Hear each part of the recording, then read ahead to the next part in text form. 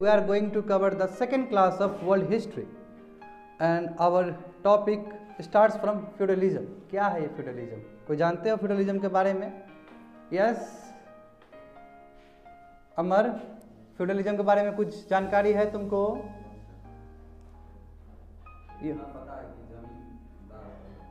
जमींदार, landlords, correct? Do you have any clue, Ankit? चलो देखो, I know you have lot of clue. But I want to tell you hierarchical level. Hierarchy क्या है? देखो, पहले economy में मनी नहीं था, समझे? पहले मनी नहीं होता था, ये मनी बहुत बात का कॉन्सेप्ट है। जिसके पास लैंड है वही रईस है ना? अभी भी देखते हो डोमिनेंट क्लास, जैसे भूमियार क्लास देखते हो, क्या है? जमीन ज़्यादा है तो पावर ज़्यादा है। बिल्कुल सरकार का ही होगा, सरकार का तो अपना लैंड होता है कि नहीं? सरकारी देखते नहीं हो कि रेलवे स्टेशन का अगल बगल जो होता है सरकारी होता है तो तुरंत रख लिया जाता है विदाउट कंपनसेशन। जो जेन्युइन कंपनसेशन जितना होना चाहिए उतना नहीं दिया जाता है ना? अभी जस्ट अभी न्यूज़ देख रहे थे हम कि 400 करोड़ का एक कोई राजा था, उसका ले लिया गया बाय योगी गवर्नमेंट। अभी जस्ट रिसेंट न्यूज़ है, अभी जस्ट मैं 10 मिनट पहले देख के आ रहा हूँ। समझ रहे हो? तो ये होता है क्यों? क्योंकि स्टेट बड़ा है। तो अभी नहीं स्टेट है, एक टाइम में मोनार्क था, मतलब किंग था, समझे? तो अब देखो, आप समझो, किंग ही से आया है ये लैंडलॉर्ड सिस्टम। अब किंग क्या करता था कि अपने लैंड को डिवाइड कर देता था। मोनार्क क्या करता था? अपने लैंड को डिवाइड कर देता था और हर एक लैंड पे असाइन करता था, ए लैंडलॉर्ड 1, लैंडलॉर्ड 2, लैंडलॉर्ड 3, लैंडलॉर्ड 4, ऐसे करके सबको देता था। अब ये लैंडलॉर्ड जो है तुम्हारा जमींदार है, ये क्या करेगा? ये फिर से अपने नीचे हायरार्की रखेगा, जिसको बोलते हैं नाइट, KNIGST, नाइट। और यही मिलिट्री ऑर्गेनाइजेशन है। क्यों? अरे भाई, चाहिए ना बचाने के लिए लैंड को। देखते हो लैंड में कितना विवाद हो जाता है, तो लैंड को बचाने के लिए चाहिए, तो नाइट को मिलता था, लैंडलॉर्ड से नाइट को मिला। फिर नाइट क्या करता था? वो पीजेंट्स को देता था। तो ये जो हायरार्की सिस्टम है, इसी को फ्यूडलिज्म कहा जाता है। होप सो समझ में आ गया। और ये क्यों किया जाता है? इन ल्यू ऑफ सैलरी। सैलरी देने के लिए हमारे पास कुछ है ही नहीं, हम लैंड दे दिए नोबल्स को। और जब ये हम लैंड देंगे नोबल्स को, तो हमको क्या चाहिए? कॉन्फिडेंस भी चाहिए, ओथ चाहिए कि you will be faithful to me. कोई तरह का बात ना हो। क्यों? किसी को लैंड मिलता है तो क्या हो जाता है? विद्रोह कर सकता है। जब भारत का इतिहास बताएंगे, सतवाहना पीरियड का गिल्ड सिस्टम सब बताएंगे, तब समझ में आ जाएगा। ये जो गुप्ता एम्पायर डिक्लाइन किया है, या मौर्यन एम्पायर डिक्लाइन किया है, because of this system, land grant system, है कि नहीं है? तो अल्टीमेटली हर कंट्री में तो एक ही चीज़ होता है, नाम भले ही अलग अलग रख दो। इंडिया में भी तुम्हारा फ्यूडलिज्म हुआ है, मगर कॉन्टेक्स्ट थोड़ा अलग है, अनलाइक यूरोपियन कंट्रीज। तो यूरोपियन कंट्रीज में क्या हो रहा है? हायरार्किकल स्ट्रक्चर है। मोनार्की क्या कर रहा है? तुम्हारा मोनार्क या किंग क्या कर रहा है? लैंड दे रहा है किसी आदमी को, उसी को हम लोग लैंडलॉर्ड्स कहते हैं। वो फिर नाइट को दे रहा है, फिर नाइट क्या कर रहा है? नीचे पीजेंट्स को दे रहा है। मगर सभी में क्या है? स्वार्थ है। क्यों दे रहा है? किंग इसलिए दे रहा है कि कोई तरह का दिक्कत हो, किंग पे आक्रमण हो। मान लो कि किंग पे कोई आक्रमण कर दिया बाहर से आके, तो लैंडलॉर्ड क्या बोलेगा? कहा जी मिलिट्री मोबिलाइजेशन, आ जाओ, हमको चाहिए, सपोर्ट चाहिए, तुरंत जाकर किंग को हेल्प कर देगा ये, और किंग बच जाएगा। क्योंकि इन्वेडर होता था ना बाहर से अटैक करने वाला, तो एक सिस्टम था जिसकी वजह से वो साम्राज्य को बचा कर रखता था। यही फ्यूडलिज्म था। ये फ्यूडलिज्म में कौन पिसाएगा? नीचे वाले लोग पिसाएंगे, है ना? और यहीं पे तुम्हारे स्लेव्स वगैरह कॉन्सेप्ट आ जाता है, जो कि बात करेंगे। तो पहला डायग्राम देख लो, वहाँ डायग्राम देख लोगे, समझ में आ जाएगा कि पहला क्या है कि मोनार्क है या फिर किंग है, वो क्या कर रहे हैं? अपना लैंड को नोबल 1, नोबल 2, नोबल 3 और नोबल 4 में डिवाइड करके दे रहा है। समझ गए बात को? ये granted land to noble 1, noble 2, noble 3, देखते रहिएगा वहाँ पे।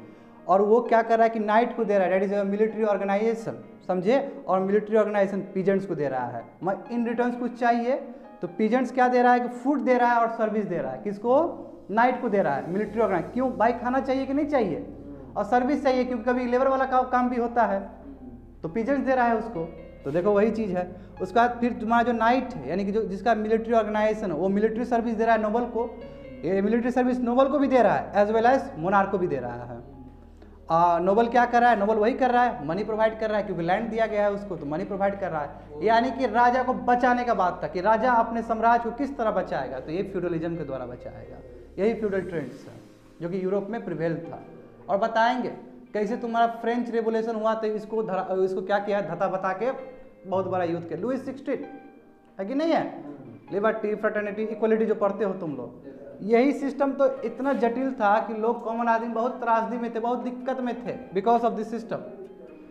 आई होप समझ में आ गया होगा। देखो एक बात और समझ लो कि जो पीजेंट्स है वो सर्विस तो दे ही रहे, साथ साथ वो टूल्स भी दे रहे हैं। देखो पीजेंट्स के साथ तुम्हारा आर्टिसंस भी होंगे, आर्टिसन मतलब क्राफ्ट्समैन जो चीज़ बनाते हैं, हथियार वगैरह बनाने वाले, तो हथियार भी तो नाइट को मिलता होगा ना। पीजेंट से डायरेक्ट कंटैक्ट है तुम्हारा आर्टिसंस का, ट्रेडर्स का। वो क्या करते थे, हथियार बना के नाइट को देते थे। क्यों, नाइट का मिलिट्री चाहिए, मिलिट्री के लिए डिफेंस चाहिए। तो इस तरह क्या था, गिव एंड टेक वाला रिलेशन था। और ये हायरार्की सिस्टम था। हायरार्की समझते हो, वन अथॉरिटी उसके बाद दूसरा अथॉरिटी करते करते करते जो टॉप पे होगा that is called your monarch या फिर किंग। होप सो समझ में आ गया होगा। आगे देखो,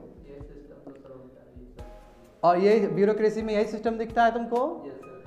चीफ सेक्रेटरी है, नीचे देखोगे अलग अलग डिस्ट्रिक्ट के IAS होते हैं, फिर नीचे जाओगे SDM मिलेगा, नीचे नीचे नीचे नीचे जाओगे तो तुमको मिल जाएगा, क्लर्क लेवल का मिल जाएगा। यही तो सिस्टम है। और यही सिस्टम को धता बताने के लिए ब्लॉकचेन टेक्नोलॉजी आ जाता है कि जिसमें तुम क्या कर सकते हो कि हर एक आदमी से तुम संपर्क कर सकते हो, हर एक हायरार्की से। और यही चीज़ है कि 2017 और 18 से ये म्यूटेट किया जा रहा है कि ब्लॉकचेन टेक्नोलॉजी बैंकिंग सेक्टर में भी होना चाहिए। Yes I am correct. ये सभी चीज़ है, क्योंकि हायरार्की का बात था तो ब्लॉकचेन टेक्नोलॉजी के बारे में बताना जरूरी था।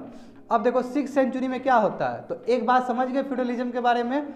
6th सेंचुरी में रोमन एम्पायर डिसइंटीग्रेट हो जाता है, कल भी बात किए थे, है ना। एक ईस्टर्न एम्पायर में ई है और एक वेस्टर्न एम्पायर है। वेस्टर्न एम्पायर कुछ नहीं, वेस्टर्न यूरोप है बाबू, कल बता दिए थे, यहाँ पे याद करो। वेस्टर्न है, ये क्या है, वेस्टर्न एम्पायर है, ये क्या है, ईस्टर्न एम्पायर है। तो देखो फ्यूडलिज्म, अब देखो हुआ क्या, दोनों डिवाइड हो गए, दोनों का समीकरण अलग था। क्या समीकरण, ये जो टूटा ईस्टर्न एम्पायर टूटा, यहाँ पे तो एक रूल आ गया पूरा साम्राज्य, that is a Byzantine empire. Byzantine empire पूरा कंट्रोल कर लिया ईस्टर्न एम्पायर को। जो वेस्टर्न एम्पायर था ना जी, वेस्टर्न एम्पायर में फैक्शंस हो गए, एक कोई नहीं आ पाया हथियाने के लिए, ये टूट गए। जब ये टूट गए तो ये फ्यूडलिज्म वाला कॉन्सेप्ट यहाँ पे ज़्यादा डेवलप्ड हो गया, यानी कि छोटे छोटे छोटे छोटे किंग बढ़ गए और छोटे छोटे किंग फ्यूडलिज्म के कॉन्सेप्ट से अपना चला रहे जगह को।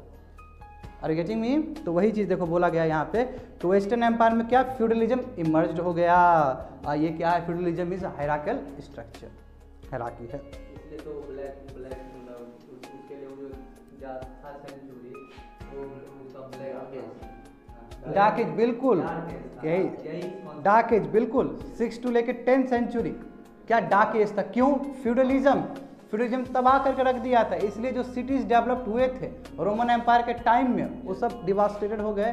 क्यों, cities is all about reflection of your economy. अर्थव्यवस्था जितना स्ट्रांग होगा, जितना पैसा फ्लो होगा सिटी में, उतना ही सिटी और डेवलप्ड होगा, है ना। खत्म हो गया था ये खत्म हो गया तो डार्क एज से गुजरना पड़ा, बिल्कुल। तो इसी पे कैथोलिक चर्च का बात हुआ ना, अभी देखेंगे आज विद्रोह होगा, रिनांसस आज ही तो आएगा, इसमें समझ में आ जाएगा क्या क्या प्रॉब्लम्स थे बिकॉज ऑफ द फ्यूडलिज्म। आगे देखो, तो जानते हो हायरार्किकल स्ट्रक्चर में जो सबसे हेड होगा वो मोनार्क या किंग होगा। और ये मोनार्क क्या करता था कि अपने चीफ मतलब नोबल्स का पावर लिमिट करने के लिए बोलता था कि तुमको कसम खाना होगा, तुमको ओथ लेना होगा कि you will be loyal to me. तो ये ओथ लेता था, वही लिखा गया है कि limit powers to chief that is a nobles by taking oath of loyalty. और इसी को बोलते हैं वेसल्स शब्द है कि जब तुम क्या करते हो, लॉयल बनते हो, तब ये तुमको मिलता है उपाधि, नाम मिलता है, समझे। तो अब देखो फ्यूडल सिस्टम क्या हो रहा है, मगर देखो फ्यूडल सिस्टम इसका मतलब क्या कि डोमिनेटेड बाय लैंडेड एरिस्टोक्रेसी, यानी कि फ्यूडल सिस्टम में जो सबसे डोमिनेंट है, जिसके पास जमीन है वो सबसे ज़्यादा डोमिनेंट है, यानी कि नोबल्स। और नोबल्स को यहाँ पे एरिस्टोक्रेसी कहा जा रहा है।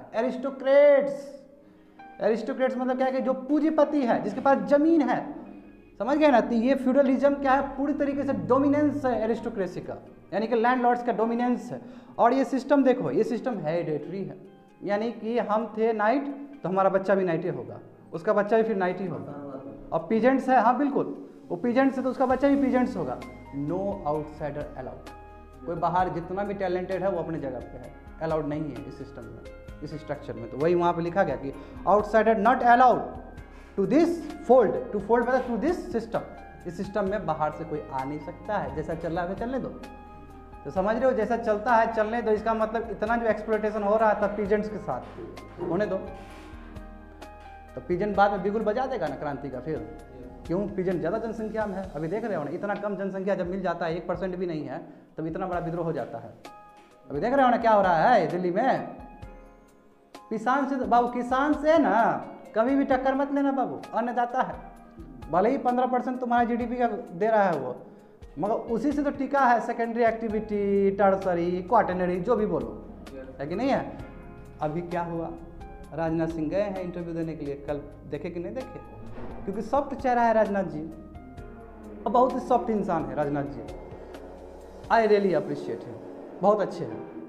क्यों? राजनाथ जी प्रोफेसर है फिजिक्स के, उनके पिताजी तो बहुत बड़े प्रोफेसर थे फिजिक्स के। देखिए, जो पढ़ा लिखा आदमी होता है ना, उसका बोलने का तरीका ही डिफरेंट होता है, सहानुभूति होता है उसके अंदर। देखिए, बिना आंकड़ा का नहीं बोलते हैं राजनाथ सिंह, देखिएगा बड़ा आंकड़ा को लेके आएंगे। क्यों? क्योंकि फिजिक्स के टीचर है। तो यानी कि हम जो पढ़ते हैं वो हमारे बोली में भी दिखता है। हाँ, यहाँ बहुत कॉम्प्रोमाइजिंग है। कल देखे नहीं, पूरा सूखा हुआ था चेहरा।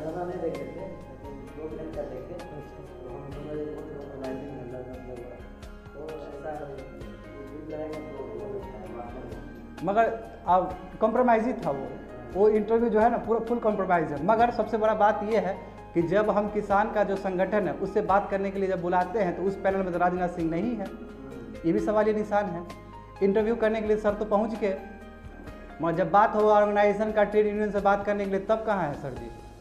इस पर भी तो सवाल होना चाहिए। और इधर जो हमारे जो अभी एग्रीकल्चर मिनिस्टर है वो कुछ और बोल रहे हैं, किसान कुछ और बोल रहा है। किसान का ट्रेड यूनियन ये बोल रहे हैं कि बात मान गए, और ये बोल रहा है कि हम मानवे नहीं किए हैं।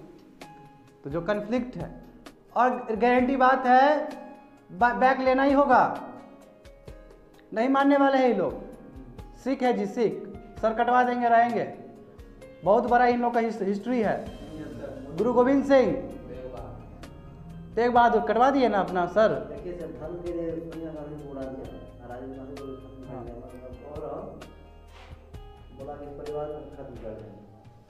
क्या करें, कुछ भी हो सकता है। यस, देखो अभी तो क्या बोले,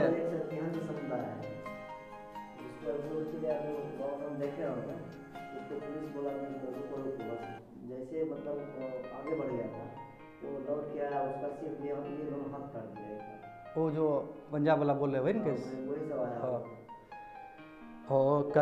एक हाँ, वो बोला आप ये बोल रहे ना, अकाली दल बोल रहे ना, वो तो पॉलिटिकल। हाँ, ओ हम समझ गए। वो हाँ, वो मिलिट्री वाला है, बिल्कुल वो है, खड़ा है, वो नहीं सुनेगा कुछ। उसका इंटरव्यू भी है, वो डायरेक्ट आया है सपोर्ट करने के लिए। कुछ होगा हम जाएंगे, रैपिड एक्शन फोर्स से हम लड़ेंगे, और क्या। उसका वाहे गुरु जी फतेह, वो वाला कॉन्सेप्ट है। ठीक है ना, जो होगा देख लेंगे। आओ, किसे लड़ना है, बस लड़ा दो, लड़ने के लिए आया लोग। सब चाहिए ना एक आज़ादी के लिए, मतलब एक किसी भी चीज़ के लिए, प्राप्ति के लिए हर टाइप के लोग चाहिए। इंटेलेक्चुअल चाहिए, फॉलोअर्स चाहिए, बहुत तरह का चाहिए। ठीक है, तो अब यहाँ जो हम लोग को चाहिए वो स्लेब्स है। अब स्लेब्स समझो क्या है स्लेब्स। स्लेब्स का मतलब क्या होता है, जिसको बाबू इसके बारे में तो क्या बोले, इसके बारे में जितना ही हम बोलेंगे उतना कम है, क्योंकि इतना गलत प्रैक्टिस है ये। ये देखो, पहली बार वर्ल्ड में ग्रीस और रोमी है जिसने स्लेवरी को इकोनॉमिक इंस्टीट्यूशन में चेंज किया, यानी कि स्लेव बना के काम करवाइए, उससे पैसा कमाइए। हाँ, जैसे कि आपका प्लांटेशन में होता था साउथ अमेरिका में, उस समय जो अमेरिकन वार ऑफ इंडिपेंडेंस जो पढ़ाए थे, हाँ ले गए, वो तो बात की बात है, मगर हम कंट्री का ही बोल रहे हैं। अभी हम बताएंगे कि सर्व्स और स्लेव्स में क्या अंतर होता है, यही समझना है। मगर स्लेव्स क्या होता है, स्लेव्स पहली बार ग्रीस और रोमन ने पहली बार दुनिया में, बोला हूँ, बाद में तो ब्रिटिश लोग किया ही है, पहली बार दुनिया में ग्रीस और रोमन ही थे। क्या होता है ग्रीस और रोमन, ये वाला जी वेस्टर्न एम्पायर वाला, ये वाला एम्पायर, ये वाले लोग सब, ठीक है। ये क्या किए, इसको इंस्टीट्यूशन बना दिए, स्लेवरी काम करवाएंगे, पैसा कमाएंगे, ठीक है। नो राइट ओवर हिमसेल्फ, अपने ऊपर कोई अधिकारी नहीं है, समझ रहे हो ना। यानी कि हम गए मालिक का तो मालिक का हो गए, अब मालिक हमको मारे पीटे कैसे रखे, वो मालिक कहाँ। जैसे बंधुआ मजदूर नहीं कहते हो इंडिया कॉन्टेक्स्ट में, कुछ ऐसा ही है। उसका देखो प्रॉपर्टी टू हिज मास्टर, ये मास्टर का प्रॉपर्टी बन जाता है। इसलिए बहुत बड़े फिलोसोफर एरिस्टोटल, हाँ जब एथिक्स पढ़ाएंगे सिविल सर्विस में GS पेपर 4 तो अरिस्टोटल का बहुत बड़ा नाम है ना जी, बहुत बड़ा नाम है। ये क्या बोलते हैं कि स्लेव क्या है, प्रॉपर्टी है, वो भी सोल के साथ। बताओ, यानी कि आत्मा के साथ वो प्रॉपर्टी है, यानी कि आत्मा भी बेच दिया, इतना बुरा हाल है। तो आप कहाँ तुम डिंगड़ाबाजी करेगा कि ह्यूमन राइट्स फ्रीडम ये सब कुछ काम नहीं करने वाला है। और इसी के अगेंस्ट ना अब्राहम लिंकन लड़े हैं, हाँ इसी का अगेंस्ट अब्राहम लिंकन, तभी तो इतिहास में इतना बड़ा नाम है इनका, स्लेवरी। और इसके वजह से इनका मासाकार कर दिया, इनको मर्डर कर दिया गया, असैसिनेट हो गए थे ये। यस, तो इसका मतलब क्या हुआ, देखो यहाँ पे स्लेव्स को ब्रॉट एंड सोल्ड एनीवेयर, कहीं से भी लाओ कहीं भी बेच दो। जानते हो तुम लोग बच्चे लोग पढ़े हो, इसमें पढ़े हो, याद करो हिस्ट्री में। Yes, you should aware of the fact. Class 10 के बुक में है ना कि मार्केट में लाया जाता था स्लेव्स को, आज जैसे तैसे बेच दिया जाता था कि नहीं, उसमें डायग्राम भी है क्लास 10 के बुक में, है ना। अब चलो ये इसको बोलते हैं स्लेव्स। स्लेव समझ गए, यानी कि कोई अधिकार नहीं है, अपने आत्मा के ऊपर भी कोई अधिकार नहीं है, जो चाहेगा मास्टर वही करेगा। तो सर्व्स क्या है, सर्व्स थोड़ा डिफरेंट है, और ये सर्व्स इंडियन कॉन्टेक्स्ट में भी यूज होता है। ये पीजेंट्स के लिए, देखो कांड सेल इंडिविजुअली अनलाइक स्लेव्स। देखो स्लेव्स की तरह ये इंडिविजुअली नहीं बेचते हैं। क्या होता है, जैसे देखो कि लैंड है, एक लैंड हो गया, इस लैंड में पीजेंट्स हैं। अब मान लो कि L1 यानी कि हम हैं इसके ओनर। अब क्या हुआ कि अब ये लैंड यदि शिफ्ट हो गया, यानी कि ओनर मान लो कि कोई दूसरा कोई आ गया, तब वो ओनर का वो गुलाम बन गया। यानी कि स्लेव्स तो है मगर वो अकेला इंडिविजुअल नहीं है, वो लैंड के साथ स्लेव बन रहा है। लैंड जहाँ जहाँ पास हो रहा है जिस ओनर के पास, उसका स्लेव्स बन रहा है। यानी कि इंडिविजुअल लेवल पे नहीं है, ये कंबाइंड लेवल पे है। उसमें क्या है, लैंड है। और इस तरह के जब स्लेव्स होते हैं उसको सर्व्स कहा जाता है। देखो वहाँ पे, हाँ सर्व्स। तो वही डिफरेंस क्या है, वही बता रहा हूँ, लैंड के साथ मूव होने वाला चीज़ है। देखो यहाँ पे लिखा है, देखो can't be sold individually unlike slaves. ठीक है, देखो लैंड दिया गया है, लैंड क्या किए, सोल्ड टू अनदर लॉर्ड, दूसरे लॉर्ड को किए, तो नए लॉर्ड क्या हो गए, उसके ओनर हो गए। समझ गए, ये भी एक तरह का क्या है, स्लेव्सी है। मैं ये क्या है, लैंड के साथ ट्रांसफर हो रहा है, हो गया, छुटकारा हो गया, निकल गया वो। क्यों, क्योंकि वो लैंड बेच दिए हैं, ओनर पास पहुंचा तो ओनर का स्लेव्स हो गया, सब्स हो गया वो। अब गेटिंग मी, ये डिफरेंस पूछा जाता है स्लेव्स और सब्स में, ये डिफरेंस है। होप सो समझ में आ गया होगा। आगे देखते हैं। देखो ये क्यों बताए हैं, ये इसलिए बताए हैं कि ये समझना बहुत ज़रूरी है आगे का चीज़। इसलिए तो कहने का मतलब क्या कि पहला हम लोग स्लेव्स पढ़ लिए, अब हम लोग पढ़ते हैं टाइप्स ऑफ फ्यूडल सिस्टम। तो फ्यूडल सिस्टम में एक टाइप तुमने देख लिया कि जिसमें स्लेव्स लोग हैं, सब्स लोग हैं, नीचे है कि नहीं है। अब दूसरा देखते हैं मिलिट्री ऑर्गेनाइजेशन। मिलिट्री ऑर्गेनाइजेशन मतलब क्या है कि अभी जब देखे थे ना नाइट था ना जी, यानी कि ऐसा सिस्टम जहाँ पे नाइट वगैरह है, यानी कि मिलिट्री ऑर्गेनाइजेशन। ये यूरोप में प्रैक्टिस किया जाता था, नंबर 1।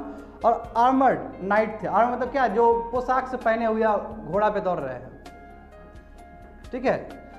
और क्या कि आर्मी डिसेंट्रलाइज था। देखो आर्मी डिसेंट्रलाइज मतलब क्या कि आर्मी सेंट्रलाइज नहीं है, राजा के पास नहीं है, क्योंकि नोबल्स के पास है। एक नोबल के पास इतना आर्मी, दूसरा नोबल के पास इतना आर्मी, इतना इतना। जब राजा को अटैक करेगा तो ये सब अपना अपना टुकड़ी लेके जाएगा लड़ने के लिए, इसलिए वो डिसेंट्रलाइज है। समझे, डिसेंट्रलाइज है। आर्मी क्या है, डिसेंट्रलाइज है, और जो कि नोबल्स को हेल्प करता है, असाइनिंग टू नोबल्स, नोबल्स को मिलता है। अब बिल्कुल वही काम है, लैंड उसी को दिया है, वही सत्ता को ना पलटे, बाहर से इन्वेड ना हो, इसलिए बचाने का काम है ना लैंड को। अब देखिए, मगर देखिए ये समीकरण चेंज हो जाता है। वही मैं उस समय बोल रहा था कि जब इकोनॉमी, अर्थव्यवस्था शिफ्ट हो जाता है लैंड से पैसा की तरफ, मनी की तरफ, तो आराम से आप सैलरी दे सकते हैं। हम लैंड देना दिक्कत वाली बात है, सैलरी तो आराम से दे सकते हैं, 20,000 15,000 जो भी है बनता है, और वहाँ पाउंड जो भी बनता है। तब जाके क्या हुआ कि कंडीशन रिवर्स हो गया, और तब जाके आर्मी के तब जाके मोनार्क किंग के अंदर सेंट्रलाइजेशन ऑफ आर्मी शुरू हो गया। क्यों, आराम से पे कर सकता है सैलरी। यानी कि जब अर्थव्यवस्था लैंड से मनी की तरफ ट्रांजिशन दिया है, मनी की तरफ ट्रांजिशन हुआ है, तो आराम से अब जो मोनार्क है वो अपना आर्मी को रख पा रहा है। इसीलिए लिखा है वहाँ पे, देखो when economy shifted from land to money based, तो क्या हुआ तुम्हारा, सेंट्रलाइजेशन ऑफ आर्मी शुरू हो गया। और इसे टी क्या है? Trade and commerce. ट्रेड और कॉमर्स बढ़ना शुरू हो गया। क्यों नहीं बढ़ेगा? लैंड में ट्रेड करना बहुत मुश्किल है, वहाँ पैसा है तो भाई दे दो, मोबिलिटी बहुत तेज हो जाता है ना पैसा का, दे दिए बात खत्म। तो ट्रेड और कॉमर्स बढ़ने लगा और किंग का प्रोमिनेंसी और बढ़ने लगा। जब किंग का प्रोमिनेंसी बढ़ने लगा, मनी आने लगा, तो क्या हुआ? सेंट्रलाइजेशन ऑफ आर्मी, यानी कि कंट्रोल कर लेगा पूरी तरीके से। अब भागो नोबल्स, भागो नाइट, डायरेक्ट कंट्रोल। इसलिए होता है, होम मिनिस्ट्री के अंदर है कि नहीं है? पूरी तरीके से आर्मी होम मिनिस्ट्री के अंदर आता है। अब देखो, अब ये समझेंगे कि इतना कुछ जो हुआ है, role played by the church. देखो चर्च के बारे में जानोगे ना तो तुम लोग को हैरानी होगा कि उस समय यूरोप में, स्पेशली यहाँ का बात हो रहा है वेस्टर्न एम्पायर में, यहाँ पे क्या स्थिति था चर्च का? चर्च किस तरह रोल प्ले कर रहे थे? देखो मेडिवल पीरियड, मैंने कल भी बात किया है कि यूरोप में जो कालखंड है वो 4 कालखंड में डिवाइड हुए थे। पहले कहते हैं एंशिएंट एज, जो एंशिएंट एज जो रोमन एज, रोमन का जो एज था बहुत बड़ा, Rome is not build in one day, जो कहानी चलता है, ये 6th सेंचुरी तक कंटिन्यू हुआ। उसके बाद 6th सेंचुरी से कट गया, 6 से लेकर 10 तक चला है तुम्हारा मेडिवल। उसके बाद आस्ते आस्ते 13th और 14th सेंचुरी में रिनाउंसेंस, और उसके बाद मॉडर्न, यानी कि 3 एज है ये, सॉरी 4 एज है ये, समझ गया ना? तो ये जो मेडिवल में था, जहाँ पे फ्यूडलिज्म इतना स्ट्रॉन्ग था, समझ रहे हो ना, सर्ब्स थे, स्लेव्स थे, पीजेंट्स का हाल बुरा था, उस समय चर्च का क्या रोल था? यानी कि दबा के रखा हुआ कि वो चर्च ऊपर वाला चीज है ना। अभी देखते हो कितना आसानी से रिलीजन के नाम पे कुछ भी कर देता है, अभी तक होता है हमारे इंडिया में। उस समय सोचो क्या होता होगा। यानी कि मेडिवल एज जो हम कहते हैं कि डार्क एज है यूरोप का, कहीं ना कहीं चर्च का बहुत बड़ा इंटरफेरेंस है वहाँ पे। देखो कैसे, तो देख लो यहाँ पे पूरी तरीके से देखिएगा ना, अभी थोड़ी देर में बताएगा पूरे। अब देखो यहाँ पे जो बोले हैं वही लिखा गया है। देखो यूरोप में जो मेडिवल पीरियड था, फ्यूडलिज्म डोमिनेटेड था, कोई डाउट नहीं होना चाहिए किसी को, ठीक है। प्लस फ्यूडलिज्म तो था ही था, क्रिश्चियन चर्च का भी बहुत बड़ा रोल था जी, बहुत डोमिनेंट था। और क्रिश्चियन रोल का बात करूं मैं तो देखो, एक तुम्हारा ग्रीक ऑर्थोडॉक्स चर्च भी था तुम्हारा इस साइड। मैं एक एग्जांपल दिया हूँ, ये बेजेंटाइन एम्पायर का ग्रीक था ना जी, ग्रीक ऑर्थोडॉक्स चर्च यही ना रिस्पॉन्सिबल है कि जो जिसकी वजह से रसिया क्या क्रिश्चियनिटी एक्सेप्ट किया था। एक एग्जांपल, यानी कि चर्च का बहुत बड़ा रोल था, चाहे पॉजिटिव रोल हो चाहे निगेटिव रोल हो, समझे? तो एक रोल है। दूसरा देखो, absence of powerful empire in western Europe या वेस्टर्न एम्पायर। वेस्टर्न एम्पायर में पावरफुल रूलर तो कोई नहीं हुआ ना, अनलाइक योर बेजेंटाइन एम्पायर जो बोले थे, तो वहाँ एब्सेंट था। जब एब्सेंट था तो कैथोलिक चर्च जमाएगा उसका, कैथोलिक चर्च वो पावर रोल प्ले करेगा और पूरा डोमिनेट कर दिया। अब केवल बाबू वो रिलीजियस ही हेड नहीं रहा, आखिर चर्च का काम क्या है? अपना धर्म देखे, स्पिरिचुअल पावर देखे, अपना स्पिरिचुअल ड्यूटी दिया गया वो देखे अपना। तो वो केवल तुम्हारा रिलीजियस ही हेड नहीं रहा, वो पॉलिटिकल और मोरल अथॉरिटी भी बना, मतलब वो उसमें चला गया, यानी कि मोरल भी देखेगा वो लोग क्या कर रहे हैं, वो पूरी तरीके से पॉलिटिकल चीज भी देखेगा। ये तो काम सरकार का है, अब चर्च वो काम करना शुरू कर दिया, तो इंक्रोचमेंट है पूरी तरीके से। अभी देखो तुम्हारा धर्म वाले जो गुरु है वो अब देश को चलाना शुरू कर दे तो क्या हो सकता है? यस, जो कि देखते हो है ना। तो देखो अब क्या हुआ, अब देखो क्यों कैथोलिक चर्च, अभी हम बोलना नहीं चाहते, बोलना नहीं चाहते, समझे ना, क्या कि है भारत में है ऐसा, बोलेंगे तो फिर फंसेंगे। देखो यू नेवर नो, 4 व्यू आया और 4 व्यू में 2 व्यू देखने वाला आदमी, ठीक है, अगला वाला भी क्लास तो लेना है हमको ना। देखो तो अब ये कैथोलिक चर्च इतना प्रोमिनेंट कैसे हुआ है, इतना पावरफुल कैसे हुआ? बाबू ग्रांट मिलता, लैंड, अरे चर्च है, लीजिए लैंड ले लीजिए, लैंड मिल गया। और जिसके पास लैंड है बाबू, पावर है कि नहीं है उसके पास? तो देखो कि ग्रांट्स ऑफ लैंड ग्रांट हुआ, लैंड मिल रहा है चर्च को, किसके द्वारा? तो देखो फ्यूडल चिप्स के द्वारा, नोबल्स के द्वारा, जो वैसल्स था। सेकंड क्या, किंग भी दे रहा है। क्यों? आखिर किंग को खुश रखना है ना लोगों को। देखते हो कितना आसानी से लोग को खुश रखा जा सकता है यदि रिलीजियस लीडर को खुश रख लिए तो। अभी भी होता है कि नहीं होता? हिंदुस्तान में होता है, ठीक है। अब देखो, और उसके बाद डोनेशन फ्रॉम रिच मर्चेंट्स, जो बड़े बड़े रिच मर्चेंट्स हैं, तो ये तीनों जो सेक्टर है और भी बहुत सारे, यहाँ से लैंड मिल रहा है, तो यानी कि चर्च क्या कर रहा है? और पावर। मगर ये कहना गलत होगा कि चर्च ने खाली गलत ही काम किया, ऐसा नहीं है। चर्च ने बहुत अच्छा काम किया। जैसे हमारा इंडिया में देखोगे जब बुद्धिज्म आया तो मोनास्ट्री कितना बैंकिंग इंस्टीट्यूशन का काम किया था। Yes you know this thing. हाँ, ये अलग बात है कि बाद में करप्ट हो गया, ये तो ऐसे ही होता है, टू मच पावर दोगे तो करप्शन तो होना ही है। तो सिमिलरली देखो यहाँ पे क्या हुआ है, अच्छा भी काम हुआ है। तो जो सीसी है यानी जो कैथोलिक चर्च है उसने मोनास्ट्री इस्टेब्लिश की है। मोनास्ट्री मतलब बड़े बड़े जगह इस्टेब्लिश किए हैं, ठीक है। और ये ट्रैवलर्स के लिए शेल्टर बनने लगा, यानी जो बाहर से आदमी आएगा वहाँ पे रुकेगा, रहेगा। जैसे हमारा बिहाराज है, बिहार जो है, बिहाराज नाम कैसे पड़ा है? बिहारा से पड़ा है। और बिहाराज का मतलब क्या है कि जो बाहर से लोग आएंगे, मोंग आएंगे, यहाँ पर रहेंगे। आज जो बेगूसराय में इतना बड़ा लेक्चर दिया जा रहा है, बाबू कभी इस धरती पे बुद्धा बैठ के, बुद्धा के जो भक्त थे वो बैठ के लेक्चर देते थे। आज तुम लोग बुद्धा समझते ही नहीं हो, बुद्धा कौन है। Yes, Monks, Bihar is all about Monks. Bihar पूरा मॉन्क से भरा हुआ है। आज तुम लोग मॉन्क बारे में सुनते हो तो लगता है क्या चीज़ है, बताओ। यही का आदमी लोग जाकर नॉर्थ ईस्ट में, वर्ल्ड में पूरी तरीके से बुद्धिज्म का प्रोटेस्ट वो कर दिया, फ्लोरिश कर दिया। यहाँ का आदमी है, यहाँ का। यार बेगूसराय तुम हिस्ट्री निकाल लो ना, बेगूसराय में मॉन्क्स लोग इस्टेब्लिश थे यहाँ पे, तभी तो बिहार है ना। बिहार का नाम खुद मॉन्क है, वहाँ से आया है। तो हम लोग भूल जाते हैं अपना इतिहास को, है ना। तो देखो मोनेस्ट्री इस्टेब्लिश हुआ ताकि शेल्टर मिल सके ट्रैवलर्स को, और कहीं ना कहीं ये मेडिकल हेल्प करेगा ना, हेल्प। जैसे बोलते हैं अभी सिख लोग बैठ के बना रहा है खाना, खाना कभी कमी नहीं होगा बाबू, इन लोग को कभी कमी नहीं हो सकता। खूब दूध दही खा रहा है बैठ के प्रोटेस्ट में, कोई मतलब ही नहीं है। खूब स्पॉन्सरशिप खूब मिल जाता है। तो देखो मेडिकल हेल्प हो रहा है, और कहीं ना कहीं कैथोलिक चर्च का जो ये तुम्हारा जो स्टेप्स है, ये कहीं ना कहीं लर्निंग को भी एक्सीलेंस किया है। लर्निंग एटीट्यूड, क्यों? पैसा आने लगा तो इंस्टीट्यूशन बनने लगा, जब इंस्टीट्यूशन बनने लगा तो अवेयरनेस बनने लगेगा, जब अवेयरनेस बनने लगेगा प्रोटेस्ट होगा, होना ही है। जनता जागेगी तो प्रोटेस्ट होना ही है। जनता को जागने के लिए क्या करना पड़ता है? अवेयर होना होता है, एजुकेट बनना होता है। तो वही बोल रहे हैं, कैथोलिक चर्च का जो इम्पोर्टेंट रोल है, इसलिए कल्चरल लाइफ में भी बहुत है। लोगों का सोचने का तरीका, समझने का तरीका बहुत किया है। मगर कैथोलिक चर्च का जो तुम्हारा एक्सेसिव इंटरफेरेंस है, कि बोले ना अभी जस्ट पॉलिटिकल मोरल ड्यूटी में भी इंटरफेयर कर रहे हो, दिमाग तो खराब हो जाएगा ना। तो फिर जो किंग है, जो छोटे छोटे किंग हैं, वो विद्रोह करने लगे। क्या कर रहे हैं जी, हमको चलाने दीजिए ना, हो गया, आप अपना काम करिए।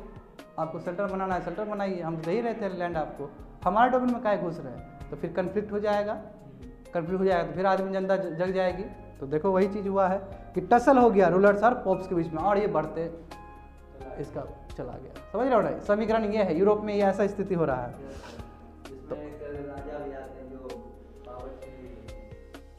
बिल्कुल अभी बात होगा उस पर, बिल्कुल बात होगा। अब तो देख लो दूसरा स्लाइड, रिनांसा, जो मैं बोल चुका हूँ, क्लासिकल एज, मेडिवल एज, रिनांसा और मॉडर्न एज। कल से भूग रहा हूँ यही चीज़, है ना। अब हम लोग बात करेंगे रिनांसास का। चर्च का बाद में सर क्या लौटा? क्या बोले? पॉलिटिकल और मॉरल भी देखने लगा। हाँ, उसका प्रोटेस्ट कैसे हुआ? प्रोटेस्ट हुआ, बताएंगे अभी सब बताएंगे, इसमें सब आ जाएगा। ख़त्म कर देते हैं, आपका आंसर मिल जाएगा। अभी डायरेक्ट नहीं जाएंगे वहाँ पे, क्रोनोलॉजी हिसाब जाएंगे। देखो पहले यहाँ जाइए, थोड़ा सा आगे कर लीजिए, 12 नंबर पेज, वो पेज मत खोलना, थोड़ा आगे जाओ। आगे 13 के बाद फिर 12 है, वो होगा एक्चुअल में, समझे? 12 ये बताना जरूरी है। हाँ, ये ठीक है। ऐसे मैं उधर से भी जाऊँ तो चलो ऊपर से जाते, एक ही बात है, मैं लिंक कर दूंगा। देखो चलो रिनांसास, ठीक है, क्रोनोलॉजी में ही चलो। देखो क्या है रिनांसास का मतलब, क्या होता है? रीबर्थ, फिर से जन्म होना। फिर से जन्म होना, क्या जन्म होना? सबसे बड़ा सवाल है, क्या चीज़ का जन्म होना? कि बाबू जो क्लासिकल एज में रोम एम्पायर कितना बड़ा एम्पायर था, कितना गौरव था, पूरा दुनिया याद रखता था। उस अपने जो गौरवशाली जो तुम्हारा हिस्ट्री है उन लोग का, उसको फिर से रिवाइव करना। अभी जो वेद बोलता है तो उपनिषद बोलता है तो कितना खुश हो जाते हो। यस, हमारे पुरखों ने इतने बड़े बड़े किताब लिखे थे, अच्छा लगता है ना सुन के। यही ना स्वामी विवेकानंद किए हैं, न्यू वेदांता दिए। कहाँ से? वेद नहीं होता तो कहाँ से न्यू वेदांता देते ये? एग्जैक्टली यही काम हुआ है कि जो गौरवशाली इतिहास था उसको फिर से रिवाइव किया गया, वही है रिनांसास। यानी कि रिबर्थ हो रहा है, रिवाइवल हो रहा है। किसका? क्लासिकल एज का। तो कौन सा क्लासिकल एज? जब रोमन एम्पायर था, कितना बड़ा साम्राज्य था उसको। तो देखो ये क्या किया, इसका स्टार्टिंग कब से हुआ? 14 से लेकर 17 सेंचुरी। क्या होता है 14 सेंचुरी मतलब? Yes you tell me. हाँ, 1300 से लेके फंडेड है, एक्सीलेंट। कई लोग को लगता है 14 मतलब 14 से 15 चले जाते, नहीं, क्योंकि 0 से 100 1 सेंचुरी, इस तरह देखना है। तो यानी कि कहने का मतलब क्या है कि 1300 से लेके 1400, और फिर हम जाएंगे कि 17 सेंचुरी है ना जी, ये 1600 से लेके 1700, ऐसे देखना है। यानी कि ये जो बीच का कालखंड है इसमें बहुत कुछ चेंजेस हुए हैं यूरोप में। किस लेवल पे? इंटेलेक्चुअल लेवल पे, लोगों का सोचने का तरीका चेंज, पॉलिटिकल चेंज, और पॉलिटिकली चेंज हो रहा है। ऐसा क्यों हो रहा है तो बताऊंगा थोड़ी देर में। यानी कि अलग अलग सेक्टर्स में अलग अलग चेंजेस देखने को मिल रहा है। इंटेलेक्चुअल मतलब क्या? सोचने का तरीका। इंटेलेक्चुअल लोग हो गए, न्यूटन आ गए, गैलीलियो आ गए, तो बहुत बड़े साइंटिस्ट है, अभी तक नाम है इनका। तो काहे ना आदमी को चेंज कर देगा, पूरा चेंज कर देगा। Will see everything. कल मोनालिसा पेंटिंग के बारे में मैंने बोला था, सब चीज़ देखेंगे आज। तो समझे, intellectual, political, religious, economic fronts, यानी कि एक अर्थव्यवस्था अभी जस्ट बोले हैं कैसे लैंड से तुम्हारा मनी की तरफ मूव हुआ, मनी की तरफ मूव हुआ तो ट्रांजिशन होगा इकोनॉमी में। जब इकोनॉमी में ट्रांजिशन होगा तो फिर से सिटी हरियाली बनेगी, जब हरियाली बनेगी तो फिर से मर्चेंट्स आएंगे, फिर से जब मर्चेंट्स आएंगे तो फिर से सिटीज़ और टाउन्स बनेंगे, जब फिर से टाउन्स एंड सिटीज़ बनेंगे तो फिर प्रॉस्पेरिटी आएगा, जब प्रॉस्पेरिटी आएगा तो लोग खुश रहेंगे, और जब लोग खुश रहेंगे तो पढ़े लिखे रहेंगे, जब पढ़े लिखे रहेंगे तो विद्रोह होगा, जब विद्रोह होगा तो डेमोक्रेसी, लोकतंत्र आएगा। यही तो होता है, हर एक देश में यही होता है, और यही है ना, आज़ादी मिलेगा भाई, यही समीकरण है। तो देखो यही समीकरण हो रहा है यहाँ पे। तो यानी कि rebirth of classical culture, classical culture का रिबर्थ हो रहा है। तो इसका डायमेंशन क्या है? क्लासिकल कल्चर का रिबर्थ होना, कहाँ कहाँ रिबर्थ हुआ है ये भी तो जानकारी होना चाहिए। लिटरेचर, किताब को फिर से रिवाइव किया जा रहा। आर्ट्स फॉर्म, जो आज तुम लोग ड्रामा करते हो सब आर्ट है कि नहीं है? सिंगिंग करते हो, पुराना अभी बोलते हो ना कि हमारी माता जी जब जाती थी वहाँ पे घूमने के लिए, दिल्ली जाती थी तो हमारी नानी रोती थी गाना गाते गाते। ये क्या है? आर्ट इन है, कल्चर इन है, तो इसमें हंसने की कोई किसी को जरूरत ही नहीं है। मतलब उस तरह, उस पर्सपेक्टिव से देखा जाए, क्योंकि आर्ट है, और इससे क्या होता है कि हमारे कल्चर, हमारे जो हेरिटेज है उसका गौरवगान होता है, और हम भूल जाते तो दिक्कत है। कोई कल बोल रहा था, कल या परसों बोला था कि हाँ सर शादी बहुत सही ढंग से होता है। यस, तो मैंने कुछ तो गलत नहीं बोला उस पर। यस, होना चाहिए, यही तो खासियत है ना, हर जगह का अपना अपना खासियत है, वही जो खासियत है उसी को रिवाइव किया जा रहा है यहाँ पे। और लोग खुश हो रहे हैं कि यस हमारे पूर्वज ऐसे ही करते थे। मेडिवल इंडिया में, मेडिवल यूरोप में, या मेडिवल एज का जो यूरोप था उसमें बहुत त्रुटि आ गया, बहुत गंदगी आ गया, उस सबको फिल्टर करना है, जैसे हमारा इंडिया में आ गया था। तो इंडिया में आके तो शुद्धि मूवमेंट चला दिए, जो कि सांप्रदायिक हिंसा हो गया, वो अलग स्टोरी है। देखो, तो लिटरेचर में रिवाइवल हो रहा है, आर्ट में रिवाइवल हो रहा है, साइंटिफिक इन्वेंशन होना शुरू हो गया। कल बताए थे वास्को ड गामा आए थे ना इंडिया, जर्मनी रिसीव किए थे 1498 में। तो क्या है? साइंटिफिक इन्वेंशन हो रहा था, यही तो रिनांसास है, यानी कि चारों तरफ से रिबर्थ हो रहा है। रिबर्थ का मतलब थोड़ी कि हूबहू वही होना, जमाने के साथ होना कोई चीज़। तो क्या हुआ? लिटरेचर बढ़ा, आर्ट बढ़ा, साइंटिफिक इन्वेंशन, और जो सबसे गंदगी, जो पूरा गंदा सिस्टम था फ्यूडलिज्म, ड्रॉप्ड। क्यों? वही बोले जब समृद्धि होगा तो घटेगा, फ्यूडलिज्म कॉन्सेप्ट खत्म, नेशन स्टेट्स का बीज बो दिया गया। यस, अब नेशन स्टेट भी हो सकता है। कैथोलिक चर्च करते हो, भागो यहाँ से कैथोलिक चर्च, अब हमारा नेशनल चर्च होगा। अब हम किंग के अकाउंटेबल है, जो हमारा किंग है वही मालिक है, और हमारा नेशन का चर्च ही हमारा नेशनल चर्च है। अब हम नहीं मानने वाले हैं कि रोम का चर्च हमारा सबसे सुपर चर्च होगा। अभी देखो, अभी बात करोगे तो कहाँ है? इंडिया में कहाँ है? अपना घर घर में है, नौलखा मंदिर जाओगे, कहाँ कोई बोलता है कि हमको रामलला वाला मंदिर वो है। हाँ, ये अलग बात है कि राजनीति का कॉन्टेक्स्ट में थोड़ा डिफरेंट हो जाता है, मगर लोग उठते हैं कि नहीं उठते हैं? अपना स्टेट को प्रीफर कर रहा है। यानी कि स्टेट वाला कॉन्सेप्ट, जब स्टेट वाला कॉन्सेप्ट आ जाएगा ना तो लोग क्या हो जाएंगे? बंध जाते हैं। जब लोग बंध जाते हैं तो गलत एक्सप्लॉयटेशन में नहीं फंसते हैं लोग। वही चीज़ हुआ है, यानी कि इमरजेंस ऑफ नेशन स्टेट्स। और जब कल हम नेशन स्टेट्स का बात कर रहे थे तो हम नेपोलियन का बात किए थे कि नहीं किए थे इस क्लास में? नेपोलियन ऐसा आदमी है जिसने यूरोपियन नेशंस आज देखते हो तो ज़्यादा क्रेडिट उनको ही जाता है। किस तरह वो फ्रांस के होने के बावजूद भी किस तरह जर्मनी को अलग किए हैं, है ना? बहुत कुछ है उनके बारे में जानने के लिए। उसके बाद स्पिरिट ऑफ इंडिविजुअलिज्म। क्या होता है इंडिविजुअल? हम अकेला, प्राइवेसी मैटर्स। पहले क्या था? काय का प्राइवेसी, आओ कटवा देते हैं तुमको, कोई मतलब नहीं है, कोई फ्रीडम नहीं है। इंडिविजुअल मतलब फ्रीडम, प्राइवेसी, इस तरह का कॉन्सेप्ट रिनांसास पीरियड में उठ रहे हैं लोग। इतना मतलब सोचो कि इतना वो तेज हो रहे हैं, इतना मतलब अवेयर हो रहे हैं। दूसरी बात ह्यूमनिज्म। देखो ह्यूमनिज्म बहुत इंपॉर्टेंट है। ह्यूमनिज्म मतलब क्या? आइडिया। कौन सा आइडिया? कि मैन जो है ना बाबू सेंटर ऑफ यूनिवर्स है, यानी कि आदमी कुछ भी कर सकता है ब्रह्मांड में। सही बात है, इसमें किसी को डाउट नहीं होना चाहिए, क्योंकि ह्यूमन बीइंग सबसे सुपीरियर रेस है ना। नेचर को भी चेंज कर दिया। आज देखो लाइट देखो, बेस्ट एग्जांपल, चेयर देखो, हर एक चीज देखो। तो ह्यूमन बीइंग क्या है कि सेंटर स्टेज में है यूनिवर्स का, और जो भी उसका अचीवमेंट है ह्यूमन बीइंग का, उसको एक्नॉलेज करो। यही ह्यूमनिज्म है। एक्नॉलेज करो मतलब तवज्जो दो। यस, ह्यूमन बीइंग ने बहुत कुछ किया है, तो यही ह्यूमनिज्म है। कई लोग बोलता है ह्यूमनिज्म ह्यूमैनिटी है, बिल्कुल नहीं है। दूर दूर तक कोई लेना देना नहीं है ह्यूमैनिटी से। ह्यूमनिज्म का मतलब क्या है कि इंसान यूनिवर्स का अट्रैक्शन है, सेंटर स्टेज है, और ह्यूमन बीइंग बहुत कुछ कर सकता है। जो भी कुछ कर सकता है उसको सल्यूट करो, एक्नॉलेज करो उसके तरीके को। जैसे आइंस्टाइन बहुत कुछ कर दिए, तो ये ह्यूमनिज्म हुआ, ह्यूमैनिटी नहीं हुआ। मैं रिपीट करता हूँ, कई लोग यही आंसर देते हैं। दूसरा देखो, ग्लोबल एक्सप्लोरेशन, नए नए ढूंढे कि नहीं ढूंढे? अमेरिका ढूंढा गया, कनाडा ढूंढा गया, हाँ, वेस्ट इंडीज ढूंढा गया, बहुत सारे लैंड ढूंढे गए। यहाँ पे देखो, तुम बताए थे इंस्टीट्यूशन का, मैगलन स्टेट ढूंढा गया, हाँ, फिलीपींस में आया, बहुत कुछ हुआ है। यानी कि नए नए जगह को ढूंढा गया। और उसके बाद सबसे इंपॉर्टेंट रिलीजियस ट्रांसफॉर्मेशन, बदल गया, रिलीजन ही बदल गया बाबू। क्यों? बाइबल में जो है नहीं मानने वाले, जाओ भागो। हमको तत्व चाहिए जो लिखा गया है, क्यों लिखा गया है, हमको आंसर चाहिए। अब हम झुक के नहीं चलने वाले हैं। जब इस तरह का क्वेश्चंस करोगे और मार्टिन लूथर जैसा आदमी आ जाए, हाँ, जो पूरा समीकरण ही को चेंज कर देता है, तो जनता तो जागरूक होना ही होगा उसके बाद। तो ये सभी चीज़ है जिसकी वजह से यूरोप में क्या हो गया, रिनांसांस आ गए, रिबर्थ हो गए क्लासिकल एज का।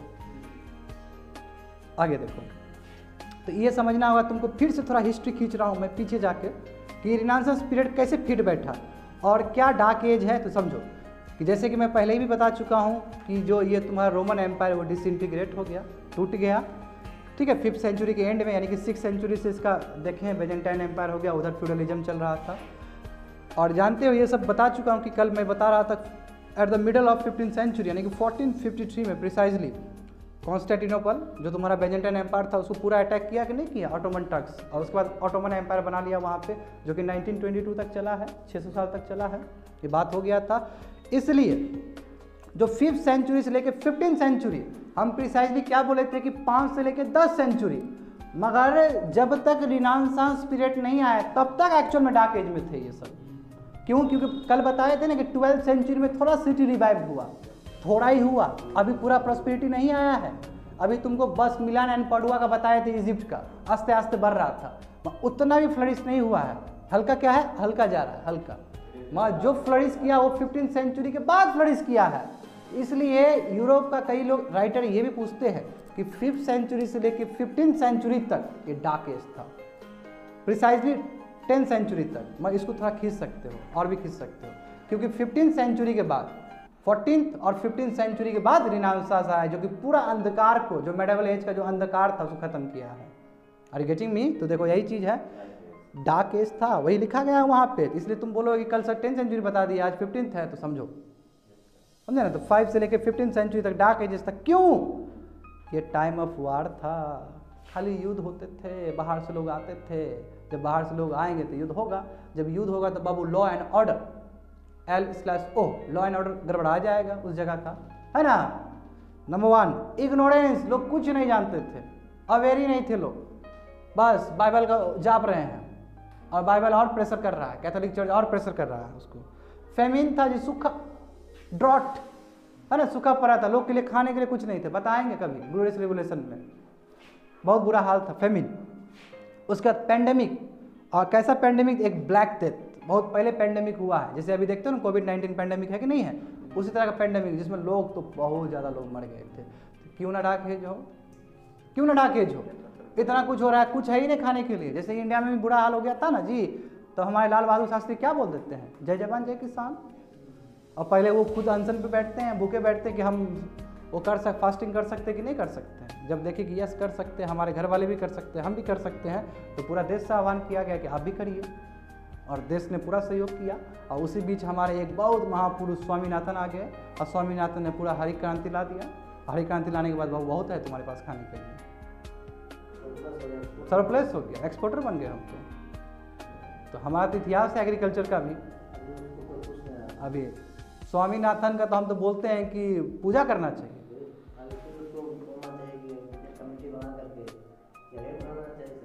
कभी भी होता है ना, जब किसान विरोधी वाला बात होता है ना, तो डायरेक्ट बोलता है जाकर पूछ लीजिए स्वामीनाथन को। और स्वामीनाथन जी के ऊपर प्रेशर आता है, क्या होता है वो पता नहीं है, स्टेटमेंट लिया जाता है वहाँ से।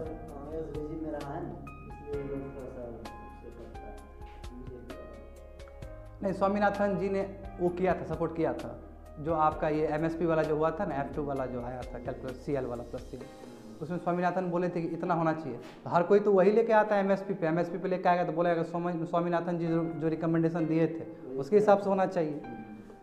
तो स्वामीनाथन कौन भूलेगा, कोई नहीं भूल सकता है स्वामीनाथन को एग्रीकल्चर फील्ड में, देना ही पड़ेगा। या तो मार्केट को आप पूरा लिबरलाइज करिए, और थोड़ा सा लिबरलाइज करने का प्रयास किए थे तो इतना बड़ा प्रोटेस्ट हो गया है ना। देखिए ये प्रोटेस्ट इसलिए हुआ है, मैं बार बार बोल चुका हूँ, आपने कॉन्फिडेंस में नहीं लिया है। हाँ, आपने किसान का लिया ही नहीं है। जो आपका किसान का संगठन है उसको बिना पूछे हुए आपने पार्लियामेंट में बिल पास कर दिया। हाँ, पहले आपने ऑर्डिनेंस लाया, फिर ऑर्डिनेंस लाने की कोई ज़रूरत तो था ही नहीं, सबसे पहला सवाल ये है। आप ऑर्डिनेंस लाए, उसके बाद आपने एक्ट पास कर दिया, किसी से पूछा भी नहीं। और प्रोटेस्ट लुधियाना में बहुत दिन से चल रहा था, वही बस कुछ नहीं हुआ, वही दिल्ली आया तो लगा कि बहुत बड़ा प्रोटेस्ट है। प्रोटेस्ट तो चल ही रहा था, प्रोटेस्ट तो पंजाब में चल ही रहा था। देखो होप सो, देखो आफ्टर 15th सेंचुरी, मगर क्या हुआ, डार्क एज खत्म होने के बाद बहुत गजब, यानी कि डार्क से लाइट एज, अंधकार से बाबू उजाला की तरफ यूरोप जा रहा है। कैसे जा रहा है देख लो, साइंस में तरक्की, आर्ट्स में तरक्की, आर्किटेक्चर में तरक्की, स्कल्पचर में मतलब क्या, मोनूमेंट्स बनाने का जो तरीका है, पेंटिंग में तरक्की, मोनालिसा, ज्योग्राफी में तरक्की। क्यों, नए नए जगह ढूंढे जा रहे हैं, माइनर कंपास मिल गया उनको। और रिलीजन में भी तरक्की। क्यों, अब रिलीजन भी क्या होगा, अलग चीज़ होगा, अब इतना वो हेक्टिक वाला नहीं होगा, समझे ना। वो चर्च वाला सिस्टम खत्म होगा, मतलब चर्च रहेंगे मगर वो दबदबा नहीं रहेगा, ठीक है। देखो अब देखो, तुमको एक चीज़ समझना होगा यहाँ पे, ये बहुत बढ़िया चीज़ लिखा है यहाँ पे कि कैसे ओरिजिन हुआ है।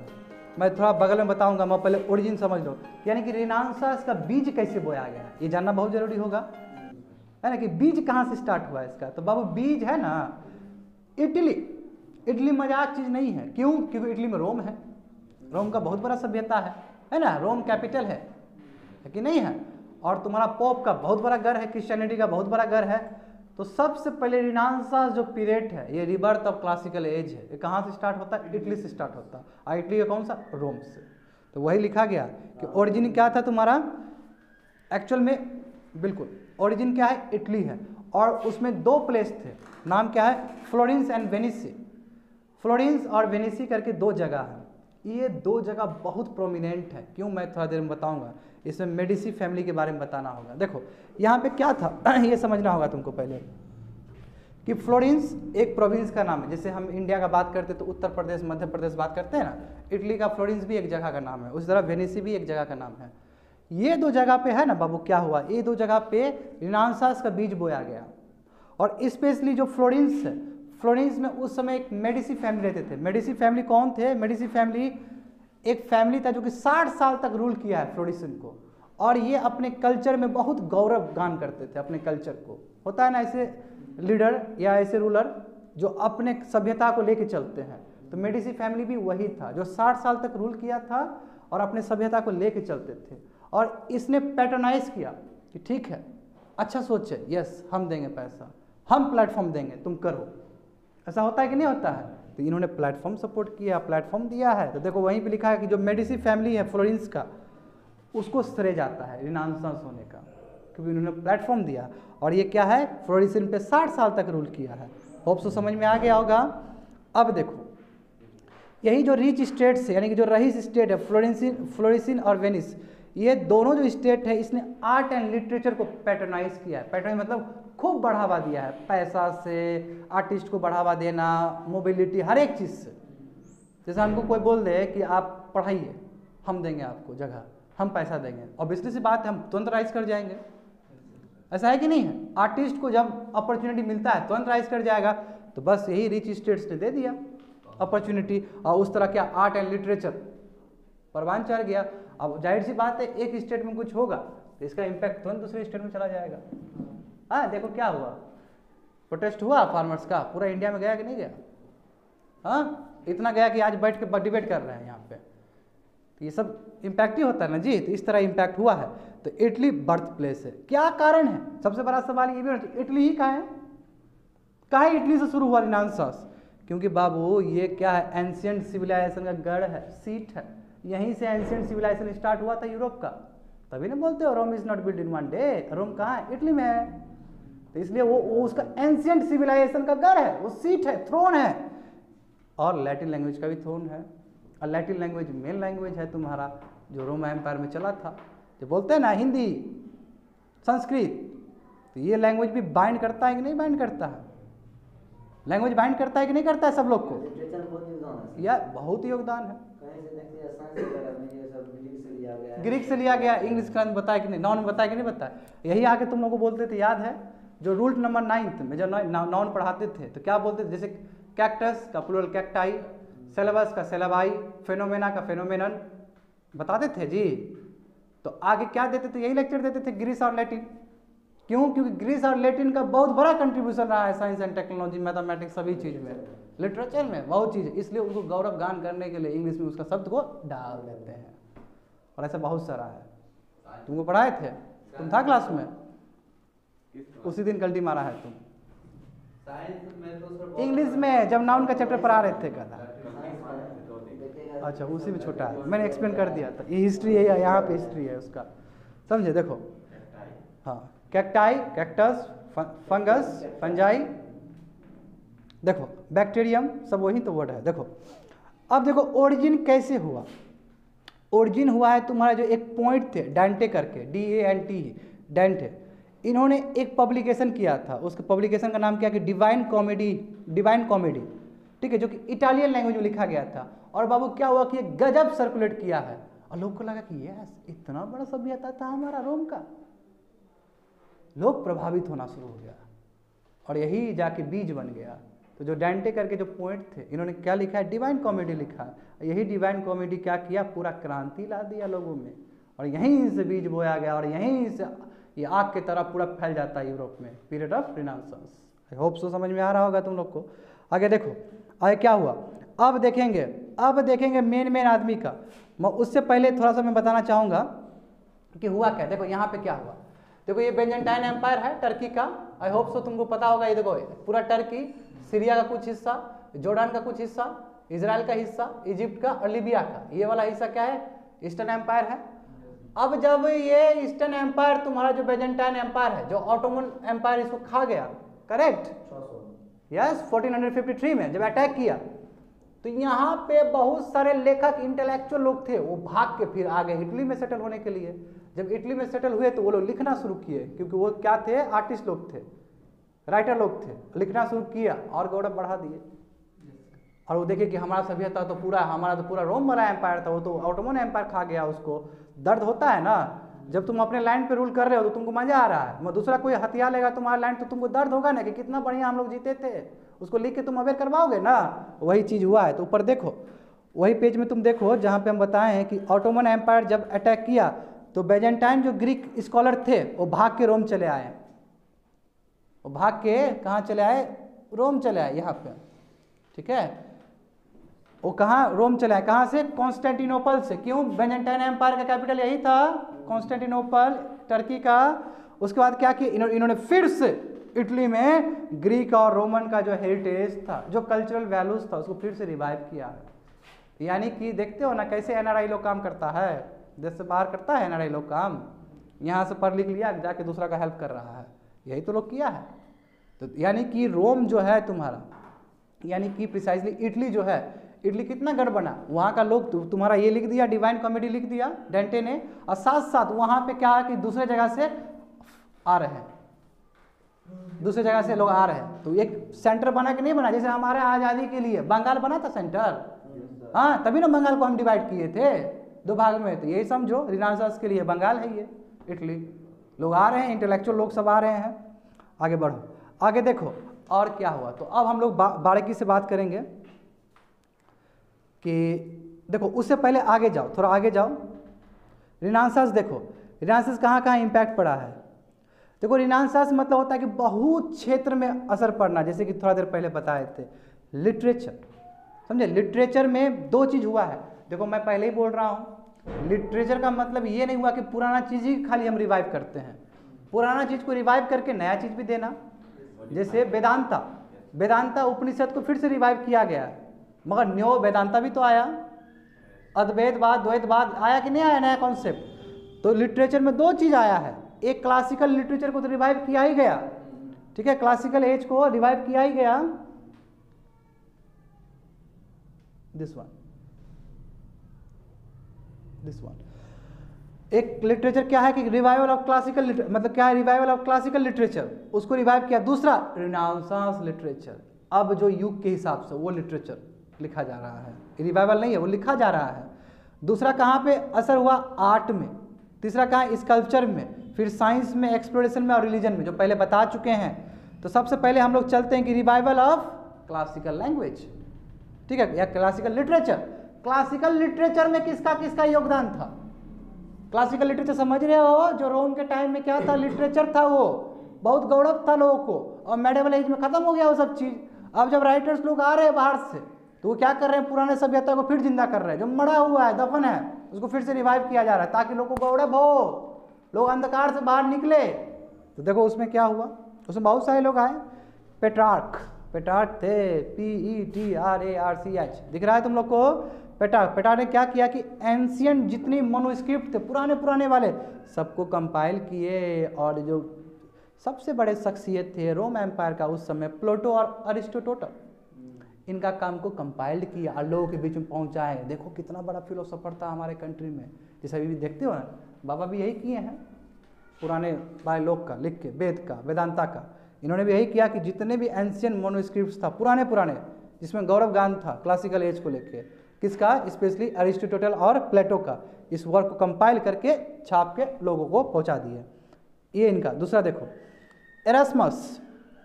एरास्मस ने क्या किया, एरास्मस ने बहुत बड़ा काम किया है। कैसे कि देखो इनका एडिटिंग, ये तुम्हारा एडिटिंग पे काम किए हैं, लैटिन में एडिट करना, कोई भी चीज़ लिखा हुआ तो लैटिन में लिखना उसको, एक लैंग्वेज। क्यों, आखिर लैटिन को रिवाइव करना है कि नहीं करना है। Roman empire is all about Latin language, है ना, लैटिन लैंग्वेज। तो लैटिन लैंग्वेज को ये पूछता है जी। एरास्मस बहुत बड़ा नाम है आदमी का। क्यों, क्योंकि देखो अभी बताएंगे, क्योंकि वो न्यू टेस्टामेंट का भी ये लिखते हैं। न्यू टेस्टामेंट क्या होता है, वो बाइबल का दूसरा किताब, बाइबल समझते हो तुम लोग ना, जो क्रिश्चियन के लिए होता है किताब, उसका न्यू टेस्टामेंट। और मैं बता दूं, याद है आपको रिलीजन और फिलोसफी में जो क्लास में हुआ था, यही टेस्टामेंट है, यही ओल्ड टेस्टामेंट है, जिसके वजह से याद करिए बहुत सारा रिलीजन का जन्म हुआ है, ज्यूज का, जुडाइज्म का, हाँ यस, लिया गया है। मोसेस, अब्राहम जो मेन है, उसी का ना फैक्शंस है, चाहे आप जीसस बोलिए, चाहे आप परफेक्ट मोहम्मद बोलिए, जो भी बोलिए, ठीक है, ये नहीं समझो अभी, ठीक है, बस यही समझो कि न्यू टेस्टामेंट, ठीक है, ये क्या किए कि एडिट किए, न्यू टेस्टामेंट बनाए ग्रीक लैंग्वेज में, जो कि क्या है, एक तरह से सेकेंड बाइबल है, और उसमें जीसस के बारे में, लाइफ ऑफ जीसस के बारे में लिखा गया है। तो देख रहे हो किस तरह रिवाइव किया जा रहा है। उसके बाद देखो हद तो तब पार कर जाते हैं जब जॉन गुटेनबर्ग आ जाते हैं। जॉन गुटेनबर्ग याद है तुमको, पूर्णिमा कभी पढ़ी थी इनके बारे में, प्रिंट और मीडिया वाला है तुम लोग का चैप्टर 10 में था, प्रिंटिंग और प्रेस वाला याद करो, उसमें गुटेनबर्ग का नाम था, करेक्ट। देखो यही पहला शख्सियत है जिन्होंने प्रिंटिंग प्रेस को इन्वेंट किए थे। अब देखो प्रिंटिंग प्रेस को इन्वेंट करोगे तो क्रांति तो आ ही जाएगा बाबू, है ना, तुरंत छप जाएगा, जेरक्स हो जाएगा, बांट दो पैम्पलेट, लोग पढ़ेंगे, लोग अवेयर हो गए, अच्छा सभ्यता ऐसा था हम लोग का। तो यानी कि प्रिंटिंग प्रेस का इन्वेंशन की वजह से कितना क्रांति आ सकता है। तो वही चीज़ तो लिखा है कि जॉन गुटेनबर्ग ने क्या किया, प्रिंटिंग प्रेस जर्मनी में क्या किया, इन्वेंट किया।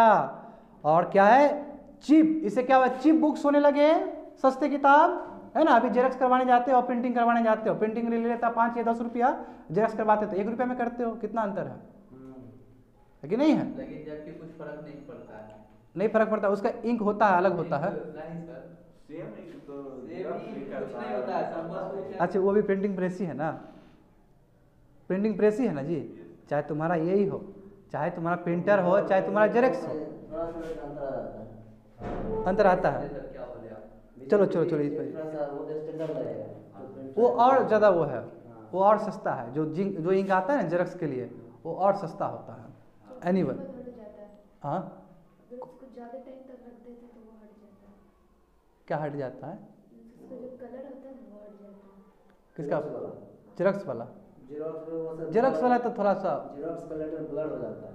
वो सर ओरिजिनल ऐसे डॉक्यूमेंट्स का बहुत प्रिंट आउट करता है तो ओरिजिनल हाँ ओरिजिनल लगता पानी है। पानी अगर हो जाता वो है तो लिखा हुआ छपता है। और वगैरह जो भी देता है ना, अंतर वो है। 2-3 दिन कर देते तो वो कंपल्सरी हट ही जाता है 2-3 दिन में। वो दूसरा चीज हो गया, वो दूसरा प्रिंटर हो गया। चलो अब छोड़ दो ये झुटपुटिया वाला डिबेट मार रहे हो।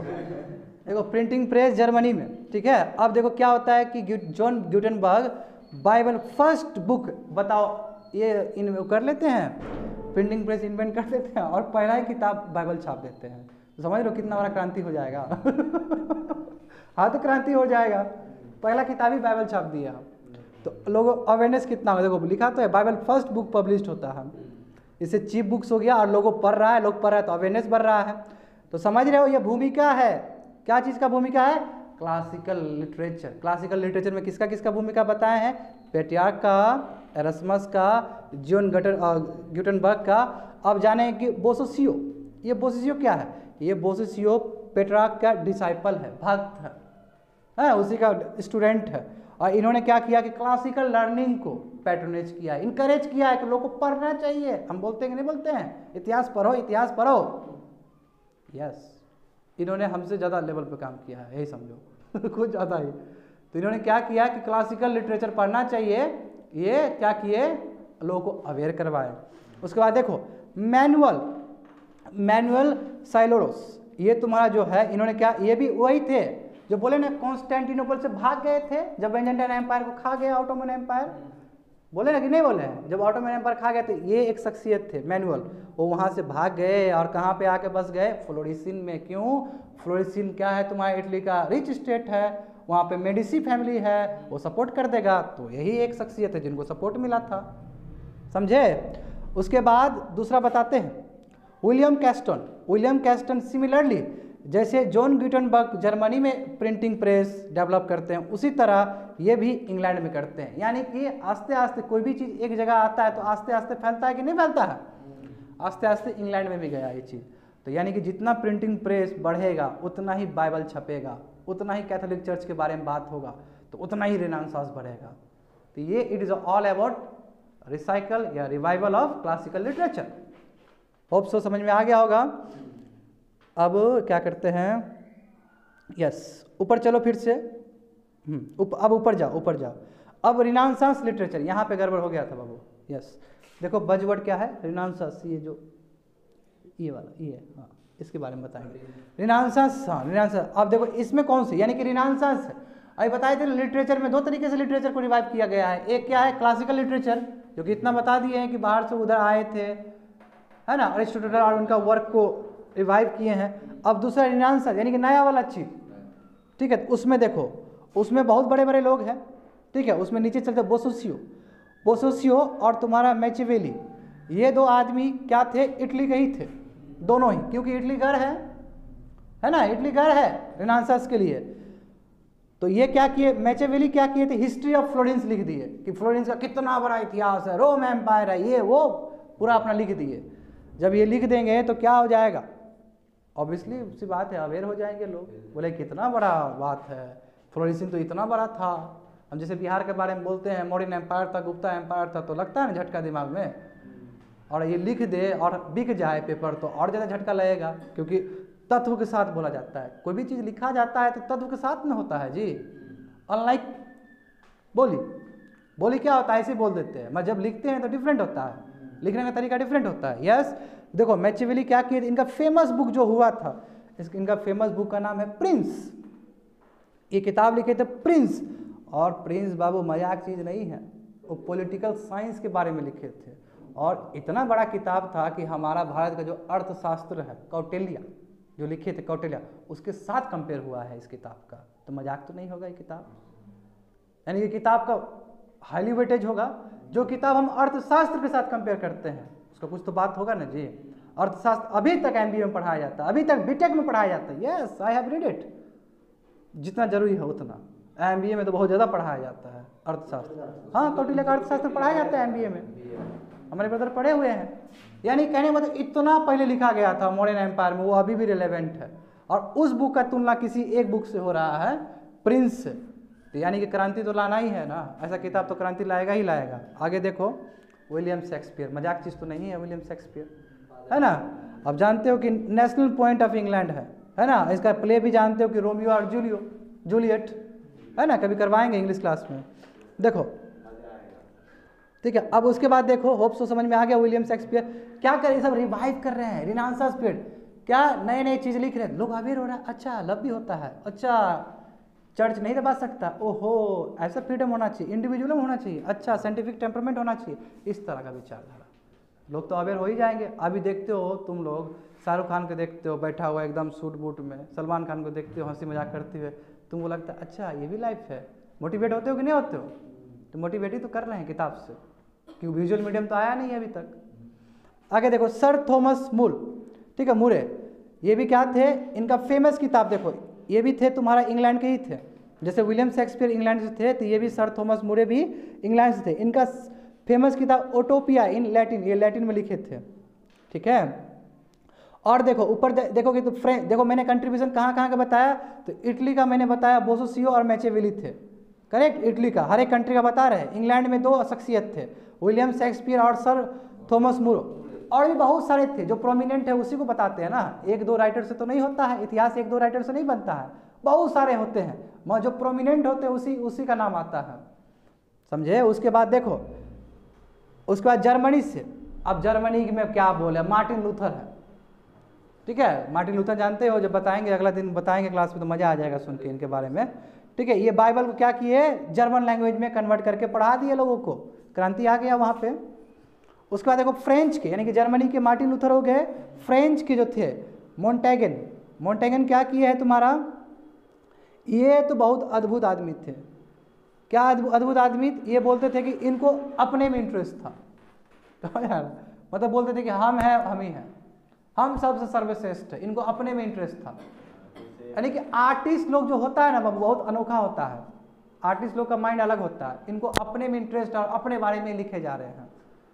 यानी कि लोगों को इंडिविजुअलिज्म क्या चीज होता है वो अवेयर करवा रहे हैं। तो यही कर रहे थे मोंटेगो, क्या बोले थे, work reflect on personal interest in himself. अपना जो इंटरेस्ट, हम खाना ऐसे खाते हैं, हम ऐसे बैठते हैं, हम ऐसे हंसते हैं, अपने बारे में ग्लोरीफाई करना। जब इस तरह का विचारधारा जाएगा तो बोले अच्छा ये भी सोचने का तरीका हो सकता है क्या, हाँ, है ना। जैसे हम कितना कुछ बोलते हैं तुम लोग क्लास में, कि जाते हैं तो सिंपल आ जाते हैं, रूम में बैठते हैं, कॉमन आदमी बन जाते हैं। मतलब क्या है ये, इससे क्या होता है, इंस्पिरेशन मिलता है कि नहीं मिलता है। हम लोग भी तो पढ़ लिख के ही इंस्पिरेशन मिलता है ना, हम लोग को भी। ऐसे थोड़ी ऊपर से भगवान आते हैं, बहुत लगा देते कि जाओ बेटा हो गया तुम्हारा, निकल जाओ, ऐसा तो कुछ नहीं होने वाला है। पढ़ लिख के हम लोग क्या करते हैं, अपने थॉट प्रोसेस को रिसेव करते हैं, जैसे कि अभी कर रहे हैं। आगे देखो, एक काम तो चलो इन्होंने पर्सनल इंटरेस्ट पे काम किया, हाँ, अपने बारे में ग्लोरीफाई किया। दूसरा देखो चीज़, दूसरा क्या है कि इन्होंने क्या किया कि जो तुम्हारा जो पास्ट का जो जुल्मी सरकार हुआ था, ट्रेनिंग मतलब होता है जुल्मी सरकार, उसके अगेंस्ट बात किया है, उसके अगेंस्ट कि गलत है, ये लोग कब्जा के रखा है मेडिवल एज में, दबा के रखा है फ्यूडल लॉर्ड्स यूरोप को, उसके अगेंस्ट लिख देते हैं। जब अगेंस्ट कोई भी लिखा जाता है तो उसका नाम इतिहास में होता ही है। इनको क्या बोला जाता है, first modern man of the world, दुनिया का पहला मॉडर्न मैन इनको बोला जाता है, मोंटेगन को। और हमारा भारत का कौन है मॉडर्न मैन, रमानंद जी बता दीजिए सबको। हाँ, first modern man of India कौन है, अपना गुरु जी 1829 वाला, सती एक्ट वाला, Raja Ram Mohan Roy. Raja Ram Mohan Roy modern man of India है ना। किताब मिलता है जी, और मजाक में नहीं मिलता है किताब, हाँ, समझे। तो राजा राम मोहन रॉय जैसे भारत में है, वर्ल्ड में नाम आता है मोंटेगन को। क्यों, क्योंकि पहली बार किसी ने सत्ता के अगेंस्ट बोला है कुछ, हाँ बिल्कुल। 1829 विलियम बेंटिक। आगे बढ़ते हैं, देखो अब देखो उसी तरह तो मैं फिर से रिपीट कर देना चाहता हूँ कि रिनांसांस लिटरेचर में बोसोसियो मैचियावेली का रोल, जो कि इटली से थे, इंग्लैंड से विलियम शेक्सपियर और सर थॉमस मूरे का इनका काम, जर्मनी से मार्टिन लूथर जी थे। मार्टिन लूथर के बारे में लंबा इतिहास पढ़ेंगे, ठीक है। फ्रेंच से तुम्हारा मोंटेग्यू, जिसको हम first modern man of world कहते हैं। अब एक और थे स्पेन से, जो कि क्या है, नीचे देखोगे सर्वेंटेस, उतना इंपॉर्टेंट नहीं है। ये 4-5 को नाम याद आ गया ना बाबू, तो आराम से तुम समझ सकते हो कि ये इंसिडेंट हुआ था वहाँ पे। तुमको क्या बस माइंड में सोचना है कि यूरोप में क्या ऐसा ऐसा इवेंट हुआ है जिसकी वजह से हमको रिनांसांस पीरियड कहते हैं, क्यों क्लासिकल एज का रिवाइवल क्या होता है, रिनांसांस लिटरेचर क्या होता है, यही सब चीज़ है। आगे बढ़ते हैं, तो आगे ये बता चुके हैं, ठीक है, आगे बढ़ो। अब तो एक चीज़ तो हो गया हम लोग का, लिटरेचर को हम लोग कर लिए। लिटरेचर क्या है जी, एक क्लासिकल एज वाला लिटरेचर और एक रिनांसांस वाला लिटरेचर। अब दूसरा देखो आर्ट, समझे ना, आर्ट नया नया चीज़, तो जो हम ऊपर बोल रहे थे तो वही बताएंगे। देखो मिडल एज में बाबू, देखो मिडल एज यानी कि मेडाइवल एज जो था, जिसको हम डार्क एज कहते हैं यूरोप का, बाबू उसमें जितने भी आर्ट थे ना, पेंटिंग वगैरह थे, उसमें खाली क्रिश्चियन चर्च और जीसस के बारे में ही खाली डायग्राम बनाया जाता था। याद करो तुम अपना 11 का 10 का किताब, जिसमें तुम्हारा पहला जो यूरोपियन नेशनलिज्म इन यूरोप करके था ना, जो नेशनलिज्म इन यूरोप करके, उसमें देखते हो कि जीसस क्राइस्ट ऊपर से है कि नहीं ऐसे फोटो में। यानी कि वो लोग का सब्जेक्ट मैटर ही यही था शुरू में, खाली चर्च के बारे में लिखे बनाएगा डायग्राम और खाली जीसस के, क्या कि इसका विद्रोह ना हो। मगर रिनांसांस पीरियड में ऐसा नहीं होगा।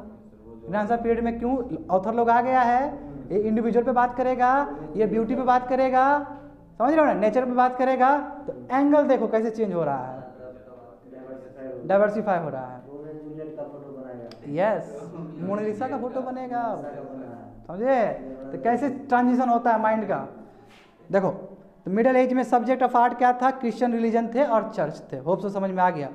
मगर क्या हुआ, आस्ते आस्ते सेकुलर होना शुरू हो गया इस एज में। रिनांसांस आर्ट में क्या हुआ, लव ऑफ नेचर, है ना, ह्यूमन बॉडी, वही तो है, इमोशंस को रिप्रेजेंट किया जा रहा है, मदर और चिल्ड्रन के बीच में इमोशंस को दिखाया जा रहा है, नेचर के बारे में ब्यूटिफिकेशन किया जा रहा है, ठीक है। एग्जाम्पल देखो कौन से पेंटर हुए हैं, एक नंबर के पेंटर देखो, लियोनार्डो डा विंची, इसी के बारे में तो बोल रहे थे। लियोनार्डो डा विंची क्या है, इसको रिनांसांस मैन भी कहा जाता है। क्यों ना कहे, क्योंकि इनका जो फेमस पेंटिंग्स है, मोनालिसा इनका ही था, जो डा विंची कर रहे थे, यही तो है। और दूसरा क्या है, लास्ट सपर मतलब लास्ट डिनर, है ना। ये दो पेंटिंग इनका बहुत विख्यात हुआ था उस समय, और मोनालिसा तो अभी तक विख्यात है, अभी तक म्यूजियम लगता है उसके ऊपर, बहुत वैल्यू है अभी भी, क्योंकि ये अपने आप में डिफरेंट है क्रिएचर। कैसे, यहाँ जानते हो तुम लोग, देखे होगे, देख लेना, वो ऐसे पोर्ट्रे किया गया है, ऐसा डायग्राम बनाया गया, बाबू ऐसे छुपा के देखोगे ना तो लगेगा तुमको ही देख रहा है, तुम उधर जाके देखोगे तो लगेगा तुमको ही देख रहा है। What art, what artist, what artist, ये तो हद पार कर दिया ना क्रिएटिविटी का। हम भी देखे हैं, ऐसे छुप छुप के भी देखे हैं, लगेगा हमको ही देख रहा है। बहुत एंगल से हम भी बैठ के देखे हैं मोनालिसा पेंटिंग को, आप देख लीजिएगा नेट पे भी। तुम ऐसे इधर आ जाएगा, इधर भी देखेगा, तुमको लगेगा कि तुमको ही देख रहा है। अभी मैं तुमको डेमो करके दिखाता हूँ थोड़ी देर में। देखो अभी कर देता हूँ आफ्टर कंप्लीटिंग द क्लास। देखो उसके बाद क्या हुआ, जैसे देखो लियोनार्डो डा विंची हुए, है ना, एक बहुत बड़े पेंटर हुए जो 2 पेंटिंग बनाए। उसके बाद एक स्कूल चला। बाबू स्कूल मतलब ये वाला स्कूल नहीं होता है, एक स्कूल मतलब होता है एक तरीका, तौर तरीका, जैसे मधुबनी स्कूल ऑफ आर्ट, है ना, मधुबनी स्कूल ऑफ आर्ट, यानी कि मधुबनी टाइप का ही होगा, यानी कि ऑर्गेनाइजेशन टाइप का समझो अभी लेमैन टर्म्स में। तो वेनेशियन स्कूल जो था वो पूरी तरीके से सेकुलर आर्ट पे फोकस करता था, सेकुलर, कोई चर्च नहीं, कोई जीसस नहीं, सेकुलर आर्ट, समझे। और ये मेटलिस्टिक और वर्ल्डली प्लेजर दिखाता था पेंटिंग्स। मेटलिस्टिक मतलब क्या, पैसा रुपया वाला टाइप का, नहीं तो जीसस क्राइस्ट सबसे स्पिरिचुअल हो गया वो सब। आप देखो दूसरा क्या है, मिचिलेंगलो जो था तुम्हारा, ये क्या, यही तो था जो मेडिसी फैमिली जो फ्लोरेंस का था ना, बताए थे ना, वो पैट्रोनेज किया था इस पेंटर को, ठीक है। और इनका जो पेंटिंग जो बहुत फेमस हुआ था, लास्ट जजमेंट, कयामत जो शब्द है, मुस्लिम में है कि नहीं है, इस्लाम में कयामत। बाबू कयामत के दिन पहुंचोगे तो देखेंगे तुम्हारा खैर नहीं, परवरदिगार से तुम्हारा हालत खराब हो जाएगा। ऐसा होता है कि नहीं है, कयामत का दिन, कयामत से कयामत बोल रहा अब सही है क्या हम एक्सपेक्ट करेंगे इससे हम, बट ठीक है, कयामत मतलब क्या कि जब आप पहुंचिएगा अंतिम दिन, जब खुदा से मिलिएगा तो चूना लगाए हैं तो खुदा मारेंगे, डांटेंगे तुमको, हंटर से मारेंगे। जैसे हम लोग बोलते हैं ना हिंदू में कि यमराज बाबू तुमको तेल में छांकेगा, नहीं होता है एक पुराना कॉन्सेप्ट, हाँ काटेगा, कुछ से कुछ है, यही है यहाँ पे। तो लास्ट जजमेंट यही है। देखो दूसरा है, देखो एक राफेल करके ये भी आए थे, देखो ये तो बहुत जानते हो तुम लोग, फेमस पेंटिंग मैडोना, मैडोना जानते होगे तुम लोग शायद, होप सो। इसमें क्या कि मदर और चिल्ड्रन के बीच में जो लव होता है वो दिखाया गया, यानी कि समझो सेकुलर सब्जेक्ट पे काम किया जा रहा है। पहले चर्च था, अभी भी मैं तुमको जानकारी के लिए बता दूं, अभी भी डोमिनेंट है चर्च और जीसस का, रिनांसस पीरियड में भी, मगर जो मिडिल एज में जिस तरह डोमिनेंस था वो डोमिनेंस तो कम हुआ है। यानी कि सेकुलर आर्ट सब सेकुलर बन रहे, इमोशंस पे काम किया जा रहा है, नेचर पे काम हो रहा है, समझ रहे हो ये क्या होता है। यानी कि पेंटिंग में जगह अलग अलग ढूंढ रहा है, अलग अलग पेंटिंग्स बनाए जा रहे हैं। आगे देखो, तो ये हम क्या बात किए अभी तक, हम क्लास में क्या बात की, रिनांसास में 2 जगह पे क्रांति आया, कहाँ पे, लिटरेचर में। लिटरेचर को 2 भाग में तोड़े हैं, classical literature and renaissance literature. Second one is your art. अब स्कल्पचर समझो, स्कल्पचर क्या है कि नए नए मोनूमेंट्स टाइप के बनने, है ना। तो देखो एग्जाम्पल क्या है, बेस्ट एग्जाम्पल क्या है रिनांसास स्कल्पचर का, जो तुम्हारा सेंट पीटर्सबर्ग चर्च जो रोम का बना था, वन ऑफ द ब्यूटीफुल है क्रिएचर ये। अब वो अभी भी नाम है इसका, देख लेना गूगल में फोटो, बहुत ही ब्यूटीफुल है। उसके बाद क्या कि लोरेंजो गिवाटी, जो लोरेंजो गिवाटी थे, इन्होंने वहाँ पे जो आपका जो सैंक्टम सैंक्टोरम होता है ना जी, जैसे गर्भगृह जो बोलते हैं हम लोग, टेम्पल का जो मेन होता है, तो इन्होंने एक डोर डिजाइन किया था, वही बैप्टिस्टरी वाला, फ्लोरिसन का चर्च का। और वो जो गेट इतना सुंदर डिजाइन किया इन्होंने, तो कई लोग कहते हैं कि ये तो गेट्स ऑफ पैराडाइज है, यानी कि हेवन तक पहुँचने का ये गेट है। मतलब इतने कसीदे पढ़े जाते हैं उनके आर्ट्स के लिए, यानी ब्यूटीफुल, सो ब्यूटीफुल डिजाइन, समझे। स्कल्पचर यही तो होता है। उसका देखो अभी जस्ट ऊपर बताए थे ना, आर्ट में इस साहब का नाम आया था ना, मिचेलेंगेलो का आया था ना नाम अभी जस्ट ऊपर, एम से जो है वहाँ, क्यों। और ये क्या करते थे, जो मेडिसी फैमिली जो है ना फ्लोरेंस में, जो कि 60 साल तक रूल किए थे, उसको पैट्रोनाइज करते थे, और उसका जो भी रूलर रहा उसका स्कल्पचर बनाते थे। स्कल्पचर समझते हो ना, उसका मूर्ति बनाते थे। वो भी खुश, देखते हो मोदी जी का मूर्ति बना है कि नहीं बना लंदन में, हाँ, तेंदुलकर का मूर्ति बना है कि नहीं बना है। स्कल्पचर जो प्रोमिनेंट होता है उसका स्कल्पचर बनता है ना, तो वही ये बनाते थे, इतने अच्छे स्कल्पचर थे। होप सो समझ में आ गया होगा। तो यही है तुम्हारा स्कल्पचर। आगे देखते हैं, रिनांसास साइंस, यहाँ पे बहुत बड़ा क्रांति, अब साइंस आ रहा है जो कि अभी तक चलता है। यानी कि जो अभी साइंस देखते हो तुम लोग ना, मॉडर्न साइंस का बाबू जन्म जो है ना यही सी पीरियड से होता है, और यही कैरी फॉरवर्ड होकर अभी यहाँ पहुँचे हैं हम लोग। देखो रिनांसास, ये तुम्हारा देखो मॉडर्न साइंस का उदय होना, हाँ लिखा है वहाँ पे। साइंस इन मिडल एजेस, देखो जो मिडल एजेस में, जैसे यूरोप, देखो साइंस का कंट्रीब्यूशन तो जाता है यूरोप को ही, इसमें किसी को शक नहीं होना चाहिए। आज जितने भी तुम देखते हो लॉजिकल, रैशनल, ये सब कहाँ से आया है, यूरोप कंट्री से ही आया है। नहीं तो हम तो वही पढ़ते, वेद पढ़ते, जिसमें कोई सवाल जवाब नहीं होता। ये लोग सवाल जवाब करके कितना साइंटिफिक टेम्परमेंट हासिल किया है इन लोगों ने, सोचने का तरीका, लॉजिकल थिंकिंग। तो ये सब चीज़ का गढ़ तो यूरोप ही रहा है, और यूरोप में कब, यही रिनांसास पीरियड में। तो यही रिनांसास पीरियड में तुम्हारा साइंस में क्या डेवलपमेंट हुआ है वही चीज़ जानेंगे। मिडल एज में, यानी कि जब डार्क एज में था, तो वो साइंस प्रोग्रेस जो कर रहा था ना, उसको बहुत चैलेंजेस मिल रहे थे। क्यों, कुछ भी बोल दिए चर्च के अगेंस्ट तो हो गया, बाइबल में जो लिखा है वही मानना होगा आपको। तो साइंस तो ऐसा नहीं है, साइंस में तो क्वेश्चंस पे क्वेश्चंस होगा, ऐसा है तो क्यों है। जब ऐसा करोगे तो पता चलेगा कि ऐसा तो एग्जिस्ट है ही नहीं, बाइबल में जो लिखा है गलत लिखा है। इसलिए जो मिडल एजेस में इतना दिक्कत होने की वजह से क्या है, साइंस को दिक्कत हो रहे हैं, चैलेंजेस फेस किया जा रहा है। अब देखो जो फादर ऑफ मॉडर्न साइंस, उनका नाम क्या है, फ्रांसिस बेकन। इन्होंने नींव गाड़ा था, इसलिए इनको क्या बोला जाता है, फादर ऑफ मॉडर्न साइंस। उसके बाद देखो डिस्कार्टेस, ये जो डेस्कार्टेस जो थे ना, यही आइडिया ऑफ डाउट को क्या किए, अवेयर किए कि हाँ डाउट होना चाहिए, डाउट जरूरी है कि नहीं है। जैसे लाइट कैसे बना, डाउट ही नहीं है, तो डाउट ही ना लॉजिकल थिंकिंग तक पहुंचाता है। शंका होना जरूरी है। तो इतने बड़े बड़े मतलब लेखक भी और स्कॉलर भी या साइंटिस्ट भी उदय हो रहे हैं उस समय।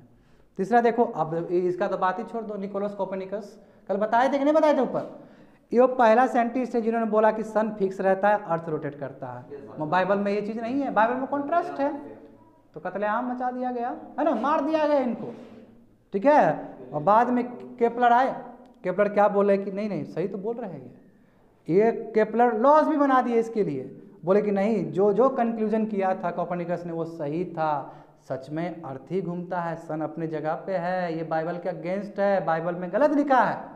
इन्होंने भी अपना फैक्ट दे दिया केपलर। केपलर के बाद एक और महान, बाइबल से लिया था, बाइबल में लिखा था कि बाइबल में लिखा है कि अर्थ एक जगह पे है, सन घूम रहा है, इस तरह था। तो इसके कॉन्ट्रास्ट में बात करने वाले कोपर्निकस थे, और कोपर्निकस को मार दिया गया क्योंकि बाइबल का अगेंस्ट हो गया बात। फिर बाद में महान साइंटिस्ट आए केपलर, केपलर प्रूव कर दिए अपने लॉस से, केपलर लॉस से, बोले थे कि नहीं कोपर्निकस जो बोले थे सही बोले थे। अब देखिए और प्रूव हो रहा है, क्यों? फिर गैलीलियो आया, गैलीलियो टेलीस्कोप बना दिया, जब टेलीस्कोप बना दिया तो वो देख लिया ऐसे करके, और जब देख लिया तो बोला कि सही तो बोला है सब, केपलर भी सही बोले हैं, कोपर्निकस भी सही बोले हैं, समझे ना। और उसका न्यूटन आ गया, अब समझता है न्यूटन का उदय होना समझते हो तुम, है ना।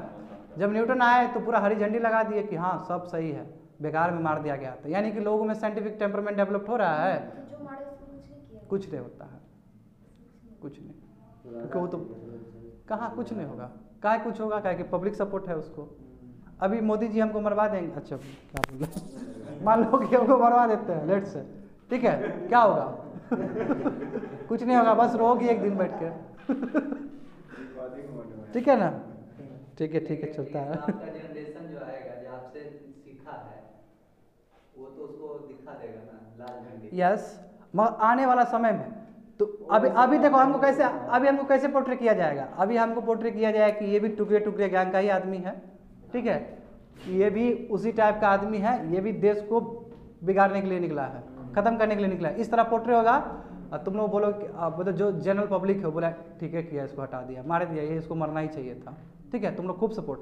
मगर जब मेरे टाइप का आदमी, लेट से मतलब क्रांति कैसे आता है, इस टाइप का आदमी खूब आना शुरू कर दिया और पूरा दिखाना शुरू कर दिया कि गवर्नमेंट जो कर रही है गलत कर रही है, जैसे अभी प्रोटेस्ट में पता चल रहा है सबको, तब तो एक दिन तो जाग जाएगी जनता, जैसे अभी जनता जग गई है। अभी मीडिया के बारे में तो जनता लोगों को पता है, अभी बाबू 10 जनता में तुम्हारा 8 वो जनता को तो पता है मीडिया के बारे में। जो यहाँ पे रोज जो लेक्चर देते हैं ना, वो यहाँ पे भी दिया जा रहा है और घर घर में पहुँच रहा है वो चीज़, क्योंकि लोग जान लिए हैं। अरुण गोस्वामी का एपिसोड हो, सुधीर चौधरी का एपिसोड हो, अंजना ओम कश्यप का एपिसोड हो, जो भी एपिसोड हो, सब तो जान ही रहे हैं लोग।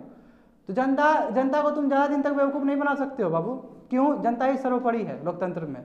भले ही तुम 4 साल 5 साल उसको ठग लो, चाहे भगवाधारी कर लो या सांप्रदायिक हिंसा कर लो, कुछ भी कर लो तुम, एक दिन जनता जागेगी और लुईस 16 वाला हाल होगा, तख्ता पलटेगा। मगर सबसे बड़ा बात है कि जब तख्ता पलटेगा तो जिस तरफ पलटेगा वही तैयार नहीं है लेने के लिए, यानी कि अपोजिशन बहुत वीक है।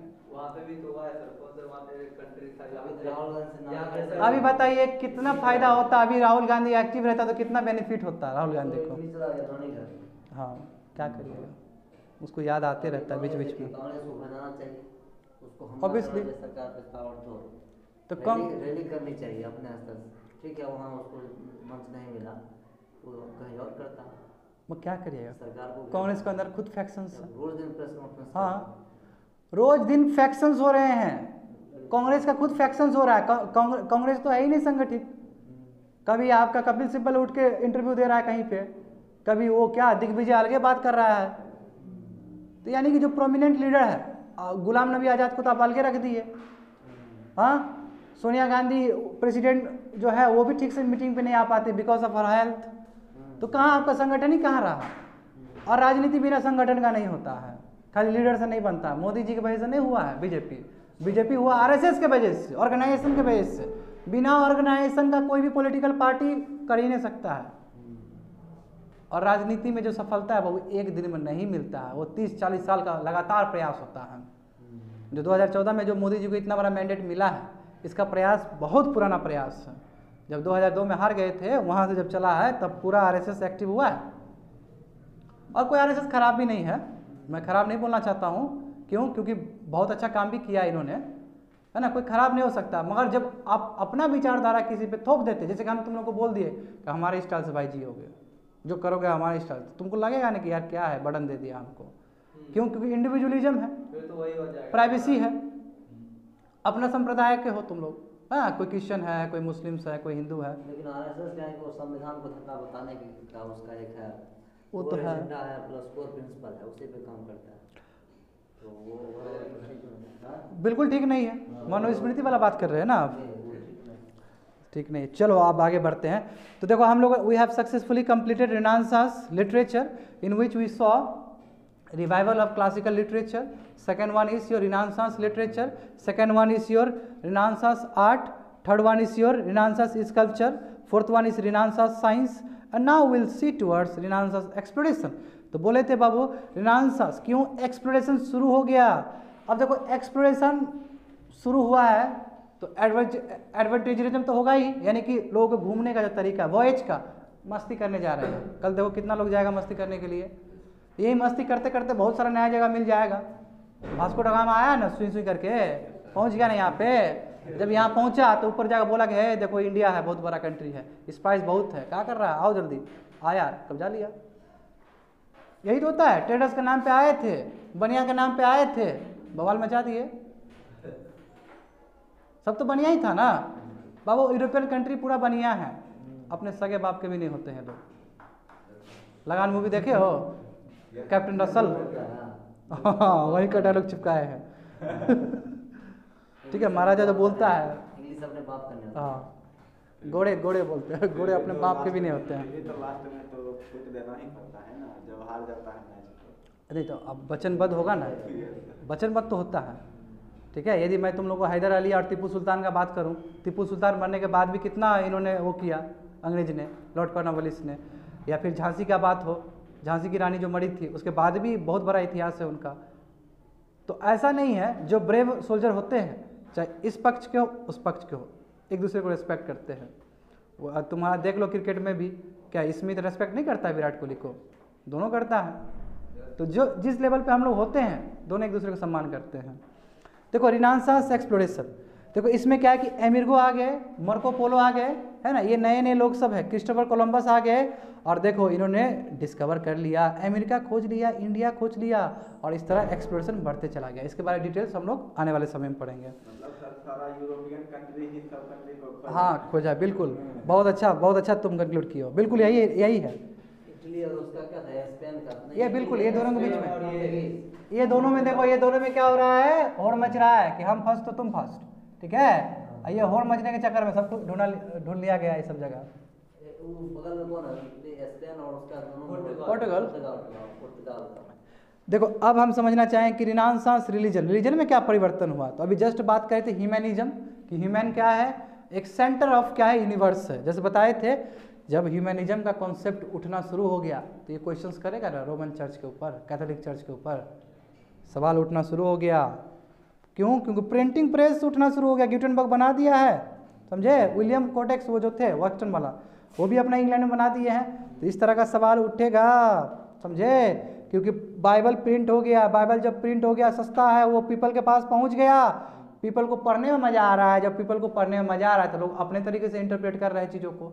यदि हम कोई चीज़ पढ़ेंगे, तुम कोई चीज़ पढ़ोगे, तो इंटरप्रिटेशन तो अलग अलग होगा ना हर आदमी का। तो ये तो बोले अरे बाइबल में तो कुछ और लिखा है, चर्च लोग तो कुछ और करवा रहा है, दोनों में तो बहुत गैप है, चलो विद्रोह कर देते हैं। और जब विद्रोह कर देते हैं तो प्रोटेस्टेंट क्लास आ जाता है, जो कि जिसका अध्यक्ष था मार्टिन लूथर कर देते हैं।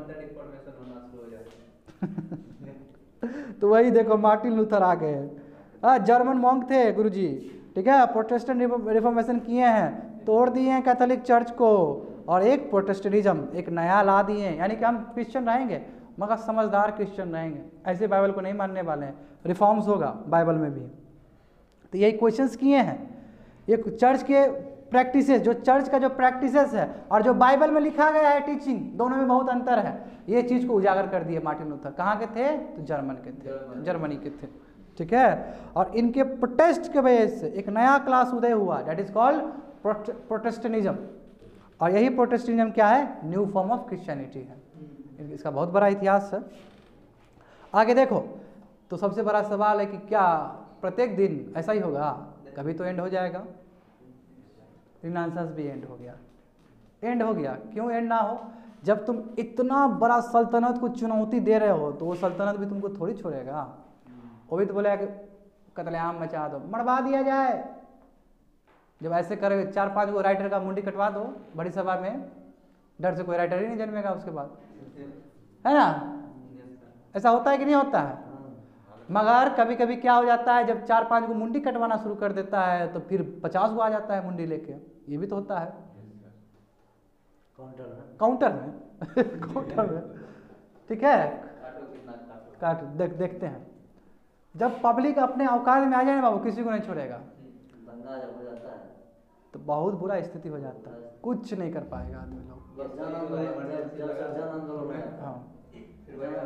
जन आंदोलन में हाँ, पुलिस नहीं टिकती है, पुलिस कहाँ जन आंदोलन समझते हैं? अंग्रेज क्यों छोड़ा?